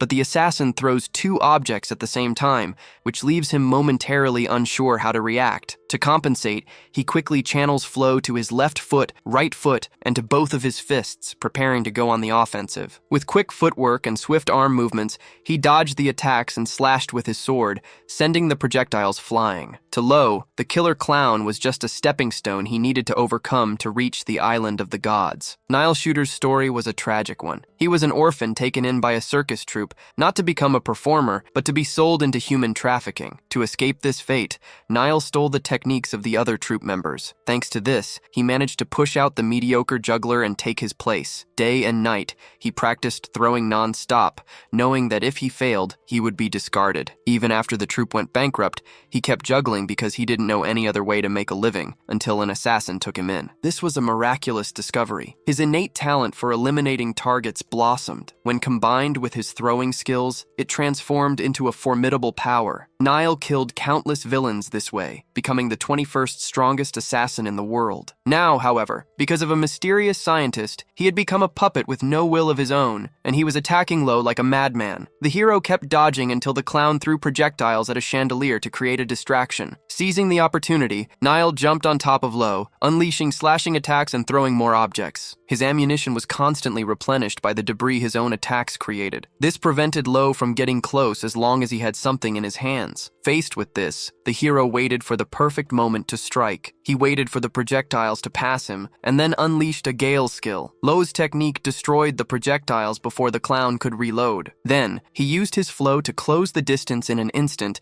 and charge at the assassin. Surprisingly, Nile shattered the floor, using the new debris to reload and launch a new barrage at Lo. By this point, the train was completely destroyed. Even so, the hero managed to dodge the last blow and appear behind the clown. He used a hole he had made in the ceiling himself to launch the surprise attack. Right after, he jumped through this opening, and the fight continued on top of the train. As he fought, Lo kept channeling the flow of prana through his feet and body. He remembered that a master's technique is the best example to follow. He had great mentors, like the knight who trained him, Lord Adal, the strongest man in humanity, even if it was only for 1 year. Besides him, a young sword saint candidate and a miracle assassin also lit his path. With this in mind, he decided to change his perspective. Realizing he couldn't move like he used to while using the flow, he could barely even run, so there was no way he could use the sword saint style he originally learned. That was just a temporary form for when he didn't know how to use the flow yet. Therefore, Lo would have to recreate everything from scratch, adapting the sword saint style to the flow of prana to finally master Lord Adal's true style. He then used the Blade of the Island technique against the killer clown, unleashing a slash that surged forward with a gale. The clown blocked the attack and seemed to be unharmed. However, right after, a lot of vital fluid began to leak from his body, revealing he was seriously injured. Our hero realized that the combination of the flow and the style had worked. He was finally managing to master Lord Adal's sword saint style. Now he could move on to the next technique, the third in the style, called Fury for Cataclysm. At that moment, Lo again noticed the clown's eyes, which contained a technological mechanism. He understood that although the saint style was a fascinating research subject, that wasn't what the controlling robot wanted to see. The entity wanted Louis Thule to show his tribe's art. Suddenly, the clown began to unleash his prana flow in an overwhelming torrent. The hero noticed there were two colors of prana around him, but he decided not to think about it and just focus on the fight. He then saw that the enemy had a hidden weapon, revealed right as he ripped his own shirt open. Lo realized the clown was extremely strong and still had more daggers on him. Using his two-colored prana, the enemy hurled the blades at him, but Lo used the wind from his sword to deflect the attacks. He kept pressing the clown and tried to advance. However, his body suddenly froze. He felt heavy and figured it was a side effect of using the Sword Saint's style with the flow. His prana was overflowing and the cost had been too high. With his body trembling, he noticed the clown had vanished. Suddenly, a tree was hurled in his direction, forcing him to dodge even though he was exhausted. He noticed the clown was in the forest, keeping pace with the train as he ripped out trees and threw them at it. The scene reminded him of his fight against Dakan. Determined not to let the trees hit the train and jeopardize the mission, he decided to focus his attacks on the clown while he was in the air. To do this, he channeled prana into his feet and took a huge leap to meet his enemy, refusing to lose a battle of pure power. When Lo started using the island's ability, the robot declared that now was the time. The clown then leaped toward him at an absurd speed, and the hero realized he was about to take the attack head-on. However, at the last second, the enemy grabbed his heel to slam him into the ground. Knowing it would be the end if he was thrown by that lunatic, Lo saw he had no choice and decided to use a secret technique. He began to chant the incantation of the Thule tribe, which was exactly what the robot was waiting to see. Our hero saw the robot and wondered if it was backup for the clown, but he couldn't stop now that he had activated his art. The robot announced that from that moment on, it would analyze Lo Thule's art. Suddenly, several claws shot out toward the hero, making a high-pitched sound as the purity of the prana amplified the technique's power. The robot confirmed the ability to interfere with phenomena, but noted that the connection to Babel had failed. Even so, the effort was too much, and our protagonist collapsed on the ground, completely exhausted. The robot asked if that was all the boy could do, and introduced itself as Gem Contrato, a member of Ouroboros. Our hero had never heard of the crime rankings or the organization. Gem explained that just like him,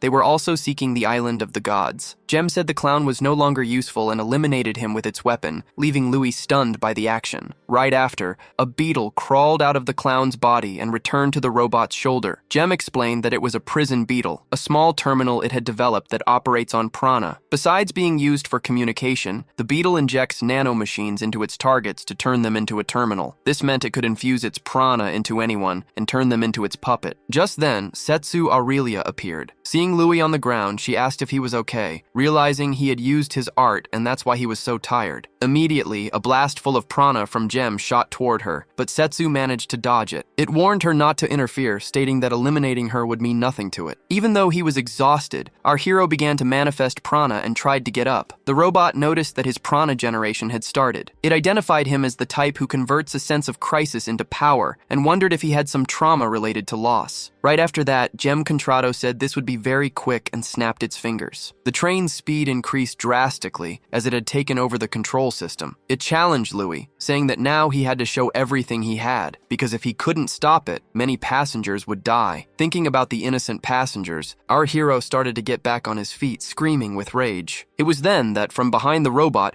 Setsu Aurelia appeared and landed a direct hit on the back of its neck. But Setsu's attack ricocheted off a barrier that suddenly appeared. She realized the shield was abnormally tough, and at that exact moment, Luke appeared to help Louis, grabbing him by the shoulders to get him out of there. The robot decided not to waste time going after them, since it was no longer interested in Louis now that he couldn't use his tribe's arts. Gem Contrato even commented that the boy didn't look like a member of Dispada, which made Setsu Aurelia wonder what that enemy's affiliation and goal were. To provoke him, Gem asked if Louis would be more motivated if he eliminated Setsu Aurelia. The girl got annoyed by his inability to have a normal conversation, and so the fight was on. On one side, Setsu Aurelia, the knight ranked 305, and on the other, Gem Contrato, the prana scholar ranked number 2. An intense battle began between them, while Louis was carried away by Luke. Setsu quickly assumed the runaway train was the robot's doing, noticing that it had used a rearguard technique. As the fight unfolded, the evaluator took Louis to the hospital car, which was quite a ways off. Luke hid the young man in a private room in the silver car, and then asked who that man was. Louis revealed that he was a member of Ouroboros, which left Luke in complete shock. She knew about all the crimes they had committed. After all, Ouroboros was the evil organization that dominated the top of the criminal rankings. Its members were the most feared people in the world, and now they were on this train after Thomas. It was then that Luke understood their real reason for being there was Lo Thule, not Thomas Belkin. Worried, she decided she would research Thule later, laying him down in the medical bay for now to think about what to do next. Luke knew that if the enemy was Ouroboros, she wouldn't be able to handle it alone. However, she couldn't fight right now either, because if she didn't stop the train, everyone would die. The mission was no longer just an escort, and she felt uneasy about the lack of people to help. Just then, Thomas Belkin showed up, saying he wanted to check on Louis, since he didn't want to stay locked in his room during such a critical situation. He quickly noticed that Louis had a prana deficiency, and decided he would use an aggressive treatment. Thomas confirmed that the available medicine and instruments were sufficient, and began to prepare them, explaining that he was the son of a pharmacist. Luke gently asked him to take care of Lo Thule, and said she was going to stop the runaway train right now. With that, she headed for the cockpit to see what she could do. Over the loudspeakers, the captain was repeatedly telling passengers to brace for impact and evacuate the cars. Everyone started running desperately toward the rear cars. In the midst of the chaos, Luke used her trained eye and recognized a mechanic Ranker, asking for his help to stop the train. She identified him by the calluses on his fingers and immediately sent him to the engineer's cabin, an order he promptly obeyed. Luke explained that evaluators are observers who solve problems on their own, and for that very reason, their eyes are extremely well trained. She knew exactly which rankers were needed to resolve the situation and how many it would take, so she called out, asking if there were any rankers at level 40 or higher in mechanics and level 120 in prana scholarship. Meanwhile, Thomas was administering the medicine to Louis. He imagined the boy must be very suspicious of him, maybe thinking that Thomas had made a fake request so a villain could profit from drugs using the insect steel. However, to his surprise, Louis said he didn't doubt him. As a ranker, he knew that the number 33 was incredible, and that Belkin must have spent an absurd amount of time to get there. Louis said he believed in the effort the man with the mustache had put in. Thomas Belkin, touched by his trust, said he would save him just this once. He warned that the medicine would shorten his life because it was a very drastic treatment, but that it was better than dying. He then asked the adventurer Ranker to protect him in the future,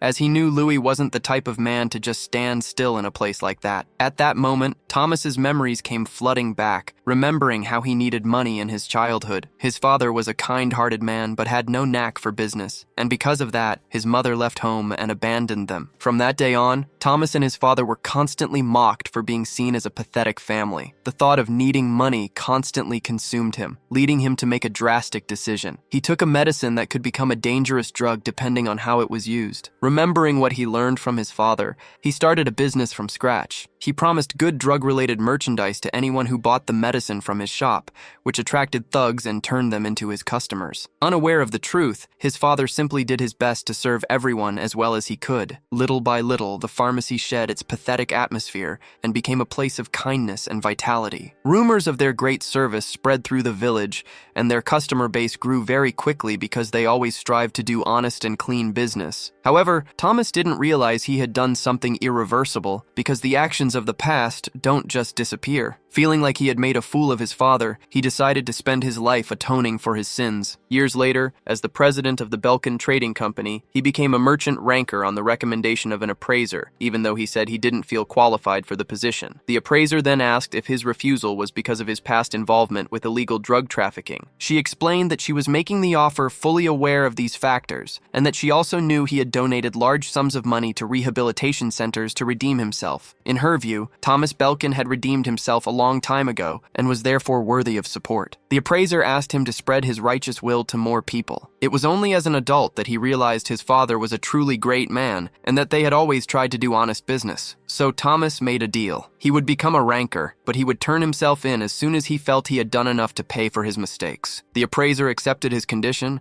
and that's how he became the number 33 merchant. Back in the present, he explains to our hero that the medicine he's giving him is beneficial depending on how it's used. He needs to make this new venture succeed no matter what. By increasing the demand for the legitimate medicine, they can eradicate the illegal drug market. If he can accomplish this, he'll feel like he has finally done enough. Our hero, moved by the story, says he wants to stop by Mr. Thomas's shop next time. Belkin replies that he will, if they're both still alive in the future. Meanwhile, elsewhere, Setsu Aurelia was facing the Ouroboros member, noticing that her blade couldn't cut him. She decided she first needed to deal with the iron wall that was his defense, a technique of understanding and solidification solidifying prana taught in the Republic. The enemy realized she didn't know the technique and told her not to worry, but Setsu stated that this wasn't a classroom and she would figure it out. Next, she tried to attack him from behind, but he predicted the move and fired his weapon at the exact moment, grazing her. Her opponent explained that her weakness was in the movement of her prana flow and that his technique, called fluidity, was the perfect counter. To him, her prana was boring in many ways. Setsu Aurelia quickly noticed he was a specialized type of opponent. He was very strong in knowledge and equipped with cutting-edge technology, despite his low physical abilities. Faced with this, she decided to use overwhelming firepower to brute force her way through his armor. Channeling an immense amount of prana into her sword, she took the stance for the third technique of the Sword Saint style, Destructive Fury. This was a sword of pure destruction. The golden rule for this technique, which puts a heavy strain on the weapon,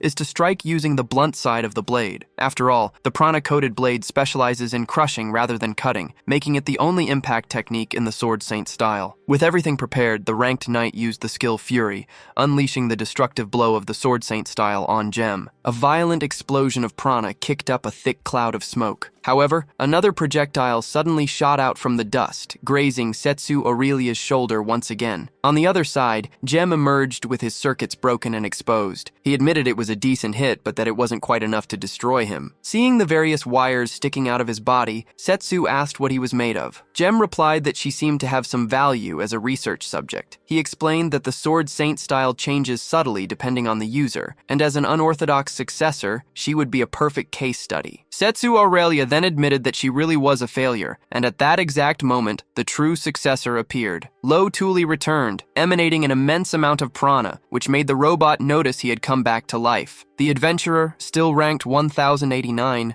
declared that he was going to end this. In response, Gem Contrato, Prana Scholar number 2, took out his pistol and aimed it at the protagonist. Lo told Setsu to leave the rest to him, since in her current state, she would only get in the way. Trusting in the true Sword Saint style that Lo possessed, she backed away, letting him prepare to face the Prana Scholar. Although Lo had recovered, he didn't have much prana to use against the robot, so he intended to end the fight as quickly as possible. He immediately charged at the enemy, but his opponent blocked the attack with a shield incredibly fast, merging flow and other techniques. Lo realized that Gem wasn't just reacting, but was actually anticipating his movements with enhanced reflexes. Faced with this, he launched a series of gale cuts, which the robot defended with its shields. A device called a cellular beetle automatically put up a barrier in response to Lo's prana, but a barrage of attacks like that would use up its charges. Seeing that its defenses were about to give way, the robot took its weapon and fired a very powerful prana shot. As he fired, Gem commented that Lo Tuli was quite adept at fighting, like a descendant of Babel. The hero didn't understand what he was talking about when he mentioned that name. The robot then explained that it had to do with the island of the gods, and that he could tell him more if he wanted to know. However,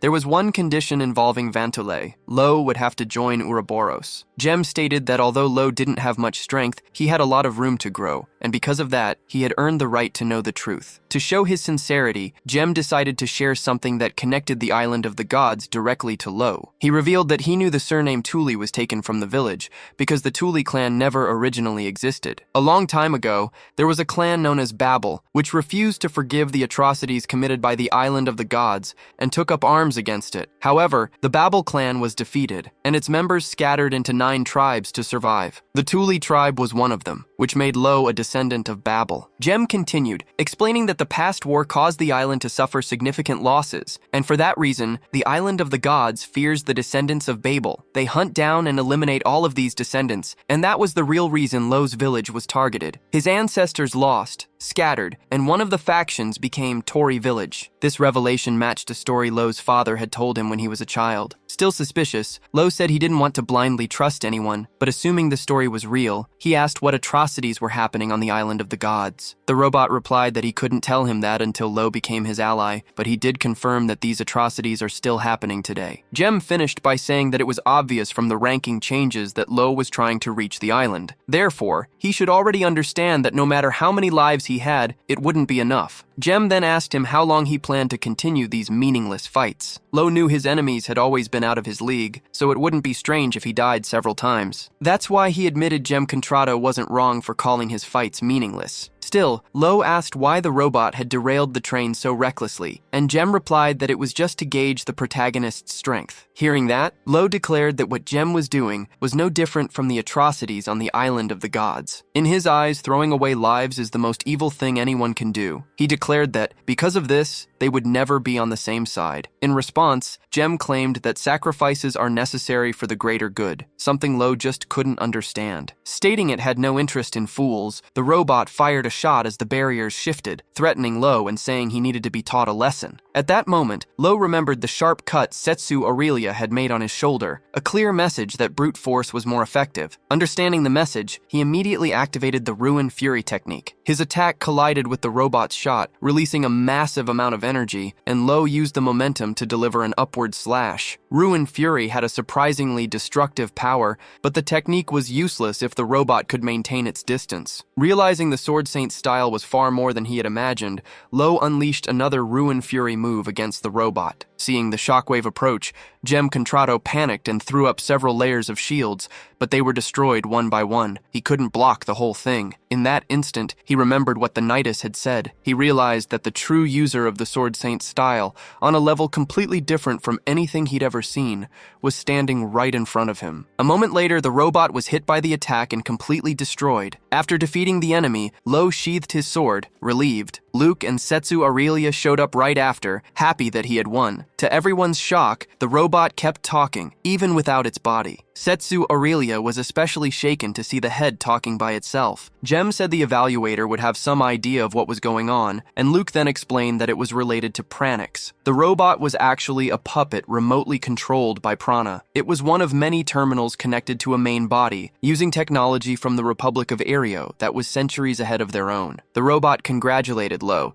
telling him they should be happy they defeated a terminal, because it wasn't an easy task. Lo had a lot of questions, but he had another priority. He ordered Jem to stop the train, reminding the robot of the promise it made in case it was defeated. However, the robot claimed it didn't remember any such promise. It added that there was no reason to stop the train, since it was already about to derail, and there was an excellent mechanic on board to save them. Luke added that the train's destination was the Republic of Aereo, a nation with advanced prana technology, and that's why there were plenty of capable rankers on board. Jem said its time there had been unexpectedly meaningful, and it was only a matter of time before its connection was switched to another terminal. Taking the opportunity, Lo asked about everything that happened on the island of the gods, including the atrocities and the history of the Babel clan. He also asked if his sister, Yuna, was still alive, and if the people wiped out by the island were still living in some form. The robot answered that the answers to all of this were deeply connected to the goals of Ouroboros, and as long as Lo refused to join them, it couldn't tell him anything. However, it warned him that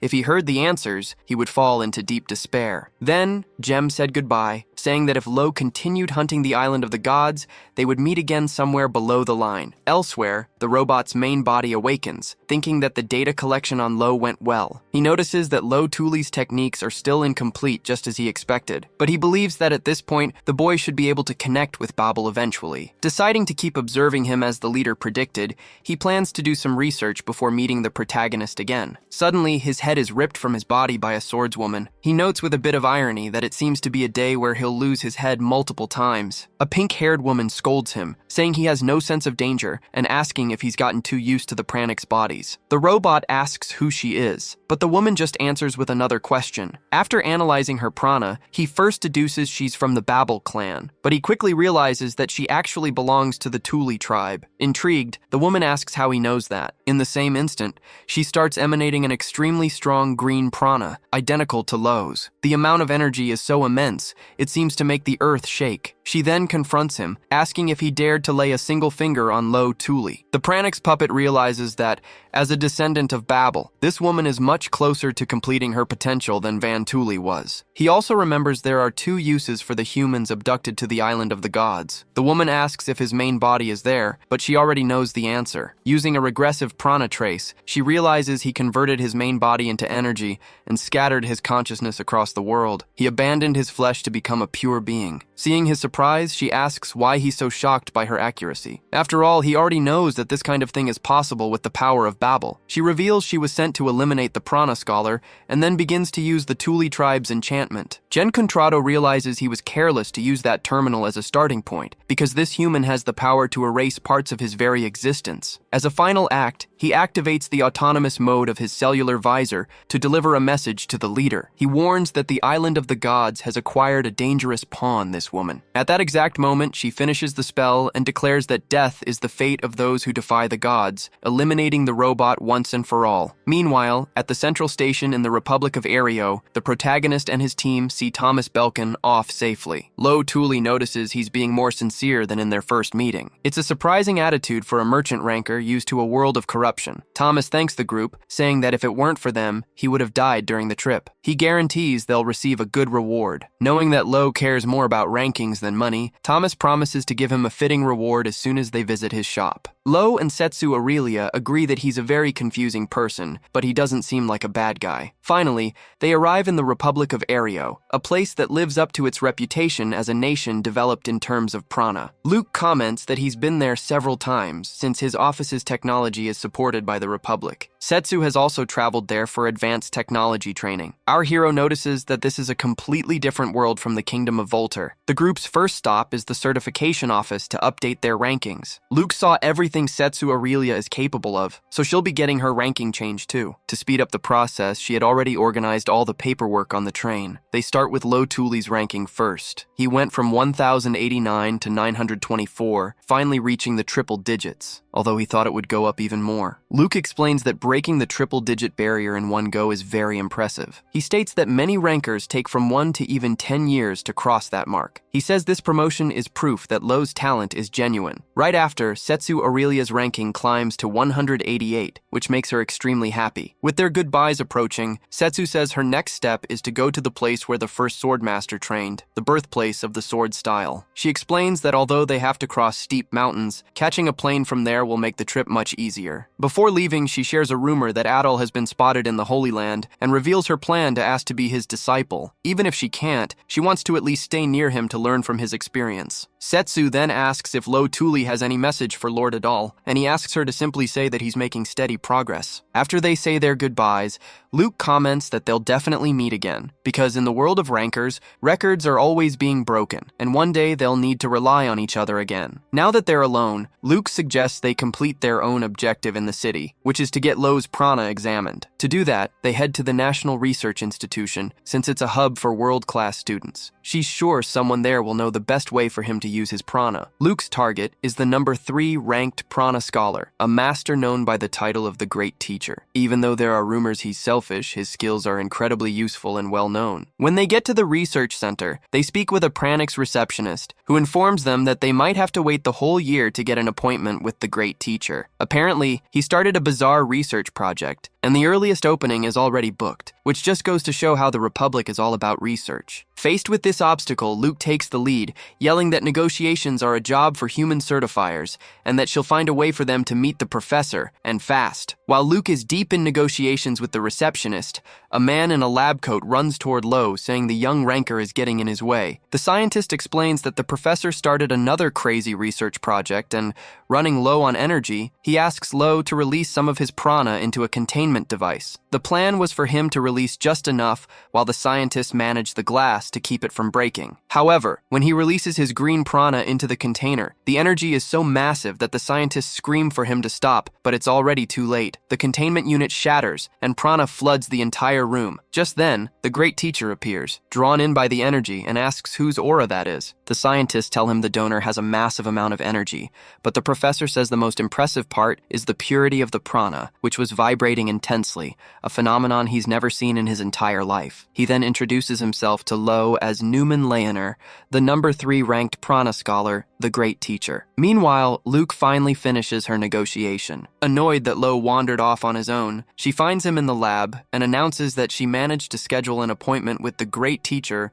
for 6 months from now. It's only then that she notices Lo Thule is already sitting in a chair, talking with the professor himself. When Newman formally introduces himself, Luke, who hadn't hadn't recognized him at first, hits the floor in complete shock. After recovering, she asks if he's available to analyze Lo's prana, since other places couldn't do it, including the Volter Kingdom's appraisal office, which found the reading too difficult to measure. Professor Newman explains that he was one of the developers of the prana measurement services used by the appraisal offices, but that those functions were simplified for mass production. But with the prototype he has in his lab, they'll be able to perform the analysis. He then asks Lo Tuli to activate his ability, and Lo complies. Lo Tuli uses his tribe's enchantment, causing a large amount of green prana to pour from his body. The Grand Professor watches the scene, fascinated by the amount of energy he's releasing. Soon after, Lo steps out of the measurement capsule, and Luke congratulates him on a job well done. Starting to present his conclusion, the professor explains that they noticed Lo Tuli's prana purity is fluctuating. He clarifies that the higher the prana's purity, the better it is, since it increases the effectiveness of his abilities. Although purity can be increased through training and gradual change, Lo's is rising and falling irregularly. Professor Newman continues his explanation, saying this fluctuation is noticeable when the ability is active, and that he can tell from the shape of the waves. It seems like Lo's prana wants to enhance its own nature by itself, as if it were a living entity that wants to change its own purity. Our hero then understands that his abilities are evolving on their own, but for now they're still in an incomplete state. He wonders what will happen when his prana is finally complete. Besides purity, the scientist also measured our hero's total prana capacity. Upon hearing the result, Luke asks, shocked, if he really placed third in the rankings. The confirmation leaves her stunned by how incredible Lo Tuli is. She thinks that he could have already been on top of the world if she had met him a year earlier. The dream of going to the Isle of the Gods, which once seemed impossible, suddenly becomes real. Excited, Luke rushes to update Lo's ranking. While Luke can barely contain her surprise, Lo Tuli doesn't seem that impressed. The Grand Professor then tells her she's lucky to have him, since analyzing a prana this absurd would take him forever to do alone. He comments that it would be easier if a certain man were there at times like this, and then mentions the name Gen Contrato, who apparently betrayed him. Hearing the name he recognizes, our hero asks the professor to tell him more about Gen, since he doesn't want to let another clue about the Isle of the Gods slip away. The Grand Professor says there isn't much he can say on the matter. He just says that Gen was an excellent assistant a while back, a unique man who could keep up with him in the lab and even surpassed him in the rankings. However, one day Gen lost his older brother and disappeared soon after that. Professor Newman states that's all he can say and asks our hero to come back the next day to finish the analysis. Lo Tuli thanks him for his help. Later, back at the station hotel in the Republic of Ariu, Luke processes the information that Gen was the professor's assistant. She concludes that there are many things they don't know about Ouroboros, and that until they find Gen, they won't know what the organization's members have in common. With the results of the analysis, they hope to finally figure out why Ouroboros was after him. Their shared goal is to reach the Isle of the Gods, and our hero really wants to know why Ouroboros is also targeting the same place. Suddenly, a fairy enters the Grand Professor's laboratory. He confronts her, saying he's dedicated 70 years of his life just to research and has no money for thieves like her. The woman replies that they only want the professor's brain and nothing else. She then reveals that Gen was eliminated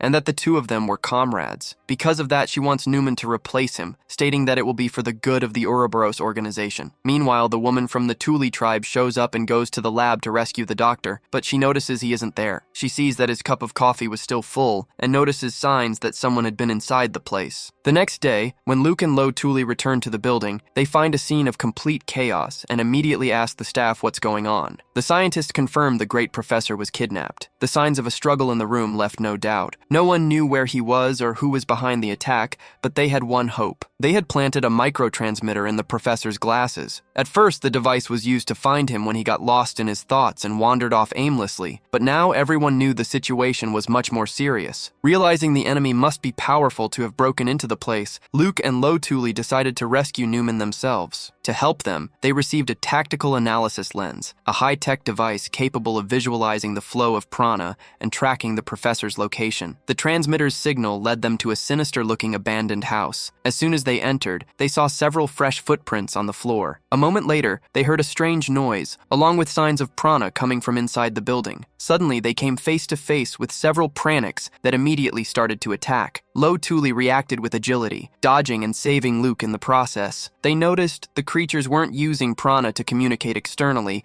which meant they weren't being controlled remotely. Instead, they were acting on their own, just like the lab receptionist. Our protagonist thought it would be terrifying if that thing had multiplied, but since they were just puppets, he didn't feel threatened. He then charged his explosive sword with power and used the devastation technique, defeating several puppets at once. Even though there were many enemies, Lo Tuli showed no fear. Meanwhile, Luke used the lens and noticed a different prana signal coming from the direction of a door, pointing to a suspicious path. They started to head that way, with Lo Tuli channeling prana into his feet to run at an extremely high speed. Jen's puppets started firing at them to try and stop them, but the pair managed to dodge and spot the door at the end of the hallway. It was then that the walls started to close in, trying to crush them. Luke quickly used the lens to find a weak spot and realized the walls weren't mechanical. Instead, they were completely wrapped in writhing prana. With no time to think, Lo Tuli grabbed his Nirvana sword and unleashed a powerful prana slash, which caused a massive impact and destroyed the entire area. Amid the devastation, a woman appeared. Noting that the unwanted guests had been caught in her web, she introduced herself as Luvia, a member of Ouroboros,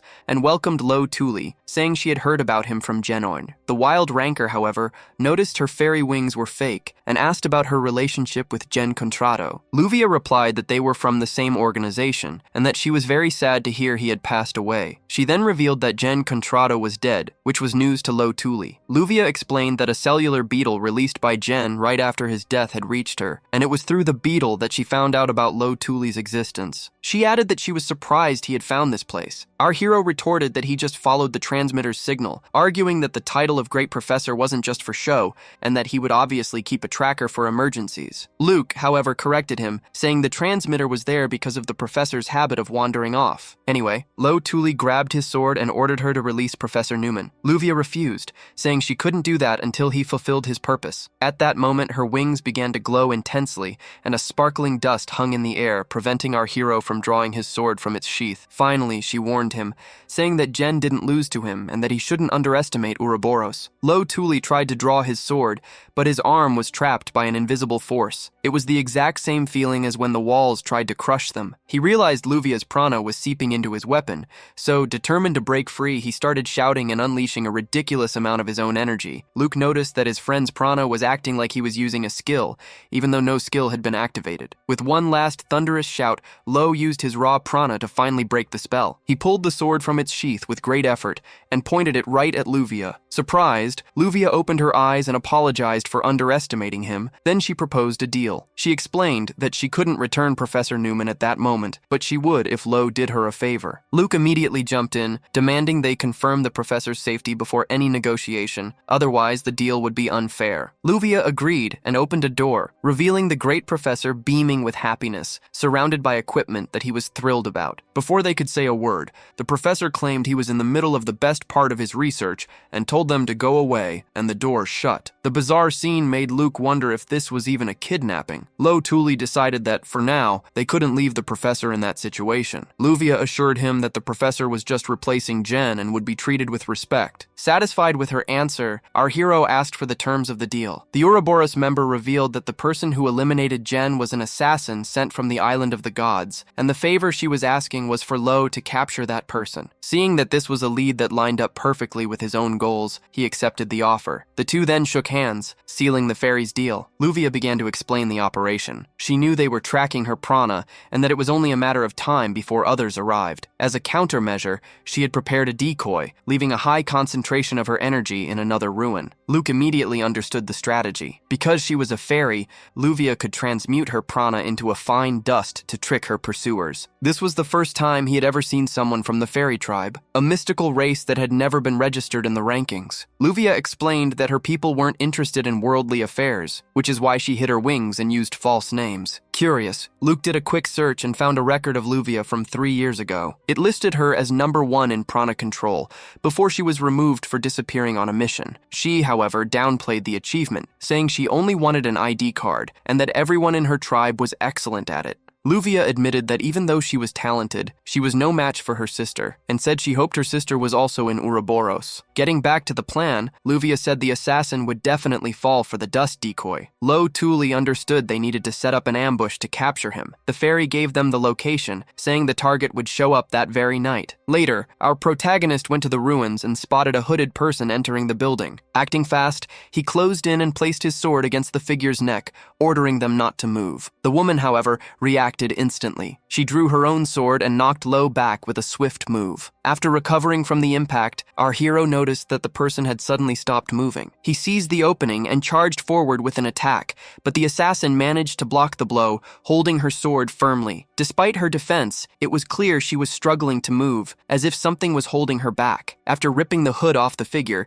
our protagonist is shocked to see it's Yuna, his very own sister. She immediately starts running, and he desperately chases after her, shouting that he's Lo Tuli, her brother. Yuna leaps off the building and starts sprinting across the rooftops, forcing our hero to use prana just to keep up. He has no doubt it's her. He would never mistake his sister for anyone else. Using his deflection skill, Lo makes an incredible leap, much higher than hers, and lands directly in her path, blocking her way. He asks her why she's running, but Yuna doesn't answer. When Lo insists that she talk, his sister begins to use their tribe's enchantment. He immediately recognizes the technique as the Heavenly Spirit Descent, the same skill he has. Knowing the power doesn't last long, he feels bad for Yuna, but decides he needs to restrain her until the effect wears off. Lo uses the lotus flower to counter her attacks, and the two siblings begin to fight. During the fight, he notices that the effect of Yuna's skill isn't weakening. This makes him believe that she's using the perfected form of the Heavenly Spirit Descent. But then suddenly, Yuna starts to fall off the building. Our protagonist tells her to wait and tries to grab her hand, but she just vanishes into thin air as she falls. In that moment, Lo understands the terrible truth. The assassin from the island of the gods who killed Jen was Yuna. Frustrated, he lets out a scream of anguish,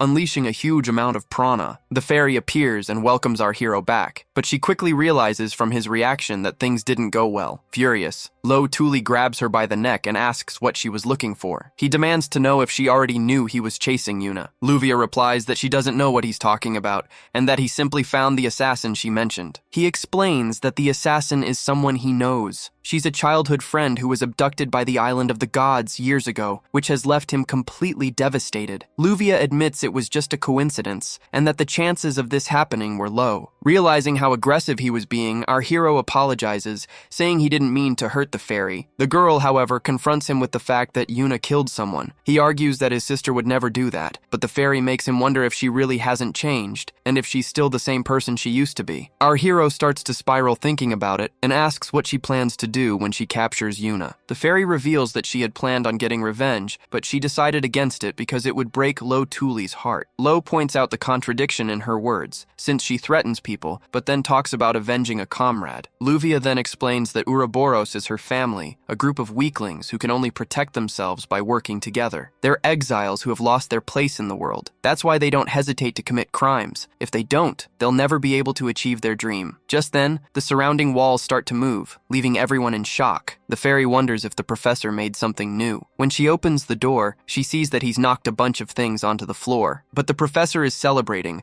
saying he finally managed to complete something. He claims it was really easy to make and shows off a piece of metal. The theory Jen left behind was correct. By colliding prana waves and annihilating their target, he managed to create a prana nullification device. The professor reveals that his great work, the Heavenfall Wedge, is finally complete. This was the trump card the fairy had been waiting for, a weapon powerful enough to take down the Isle of the Gods. Luvia thanks the professor immensely, but he explains that Jen's blueprints were perfect, and he just put them into practice. For him, it was a final collaboration with his foolish apprentice, feeling as if he'd finally gotten to talk with Jen after a long time. With that, the fairy turns to Lo Tuli and invites him to join their forces. She explains that the biggest risk now is having the newly completed Heavenfall Wedge destroyed, and to prevent that, they need to eliminate Jen's killer. The prana baits Luvia left behind were destroyed one after another, indicating that Lo's childhood friend would be there soon. Therefore, she needed his help to intercept the assassin, promising she wouldn't kill Yuna, only incapacitate her. Knowing he couldn't stop his sister alone in her current state, our hero agrees. While they wait in meditation, they see a hooded Yuna approaching the building. Before the fight begins, Luvia decides to reveal a dark secret about the Isle of the Gods. They brainwashed the humans they captured, turning them into soldiers. She believes Yuna probably went through the same process. If her goal is to eliminate any threat to the island, the professor also becomes a target since a mind capable of creating such weapons is a huge nuisance to them. Our hero remembers Jen mentioning the island's barbaric acts and asks if kidnapping people and turning them into weapons was what he meant. However, Luvia says that's not all, explaining that the sins of that place are rooted much deeper. At that moment, Luke announces they've finally reached the ruin, and the two of them prepare for the imminent battle with Yuna. The protagonist's sister appears, emanating an immense amount of prana, and lunges at Luvia with a sword strike. Our hero reacts quickly and defends the attack with his own sword, realizing he doesn't want to hurt his childhood friend. Luvia, however, says that's a shame because now he's on her side. Next, the fairy throws some magic powders and uses them to attack Yuna with rocks, but the girl cuts through the projectiles with ease. The fairy then understands why Yuna was chosen as a soldier. Seizing the opportunity, our protagonist appears behind Yuna and uses a technique from the Sword Saint style, unleashing a gale slash that knocks a pillar down toward his sister. Yuna manages to block the pillar's impact using her sword and both hands for support. However, this was just a distraction so our hero could use the Devastation Blast blade directly on her back. The blow lands a direct hit, charged with a lot of prana, and destroys the rest of the pillar, but Yuna manages to dodge it awkwardly. After the dodge, he charges forward, and the two clash their steel blades. In the middle of the clash, he yells for Luvia to use a powerful attack, even if he gets caught in the blast. Answering his call, the fairy begins to cast her spell, conjuring several glowing orbs and moving the stones of the ruins with her magic. She forms a giant stone hand and tries to crush Yuna like a fly. However, the girl's prana explodes and completely shatters the stone hand. Right after that, our hero and his sister use Heavenly Spirit Descent against each other, exchanging a series of sword attacks while both of them perfectly defend every blow. Our hero doesn't want his prana to be released, so he keeps the skill active, since Yuna can do the same. He notices that their interrupted skills have finally stabilized. Meanwhile, Yuna realizes that Lo is learning just by watching her prana, admitting to herself that he's an incredible swordsman. Right after that, they trade a few more sword strikes and get into an absurd clash of magic. As long as the Heavenly Spirit Descent is active, they're both invincible. Watching from a distance, Luke realizes that no one can interfere in their fight at this point, because the battle has become a world of its own, belonging only to them. The battle continues until Lo notices that the technique Yuna has been using for so long seems strange. Suddenly, his consciousness starts getting pulled towards something, and in the blink of an eye, he finds himself in Tori Village. Confused, our hero asks who's there, and a figure introduces himself as Nimrod, who welcomes him and calls him brother. He explains that this place is Babel, a world built to challenge the gods. Nimrod reveals that Babel is the home of the ancestors they had heard about, and that the souls of the Babel tribe are completely intertwined in the absolute depths of this world. He explains that when someone's prana purity reaches its limit, only their mind is invited to this place, and it's because of his pure prana that Lo Tuli is here. Nimrod then comments that Lo's prana has a beautiful color, and that a young woman with the same color was here before, at the same age as him. Our hero immediately understands he's talking about Yuna, and asks if Nimrod knows his sister. Nimrod confirms that he does, saying that Yuna was there looking for power. He remembers that she had very sad eyes and that, deep down, she didn't truly want that strength. Pointing to a light in the sky, Nimrod says that's the power he was talking about, a power that exists to defeat the gods. Generations of the Babel tribe shattered their own souls to store that light. He continues his explanation,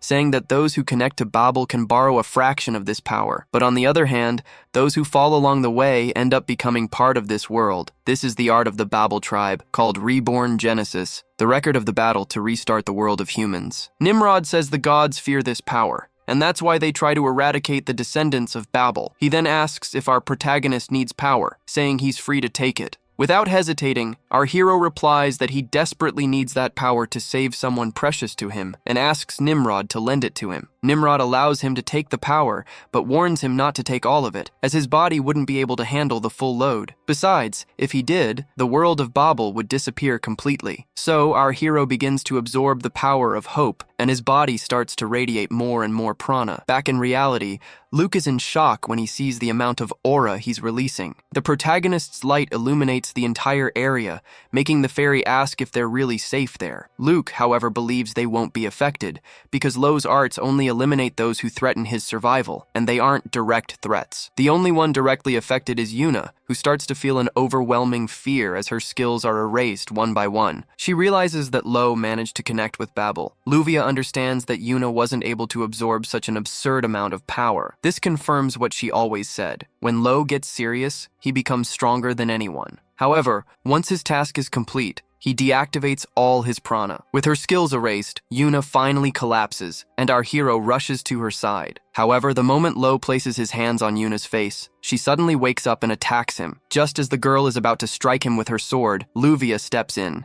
activating an aura ability that hits Yuna directly. The ability causes Yuna's prana to start dissolving, and soon after, she passes out again from a lack of energy. Luvia then explains that the only flaw in her technique is the need to set the target's coordinates. This is why she can only use this ability when she has an enemy cornered to the point where they can no longer move. Believing the situation is resolved, Lo Tuli finally thinks he'll be able to talk to his sister. However, Luvia quickly shatters his hope, telling him he'll have to wait a few more years for that. She says she's going to hand Yuna over to Ouroboros and tells Lo to wait for 3 years before trying to talk to her. During that time, Luvia plans to study her completely, since Yuna is a precious specimen for having gone to the island of the gods and returned alive. Hearing this, our hero finally realizes that Ouroboros is an organization that doesn't care what methods it uses. He regrets not figuring this out from the start and declares that their temporary alliance is over. Lo confidently declares that he's taking Yuna back with him and immediately starts a fight against Luvia.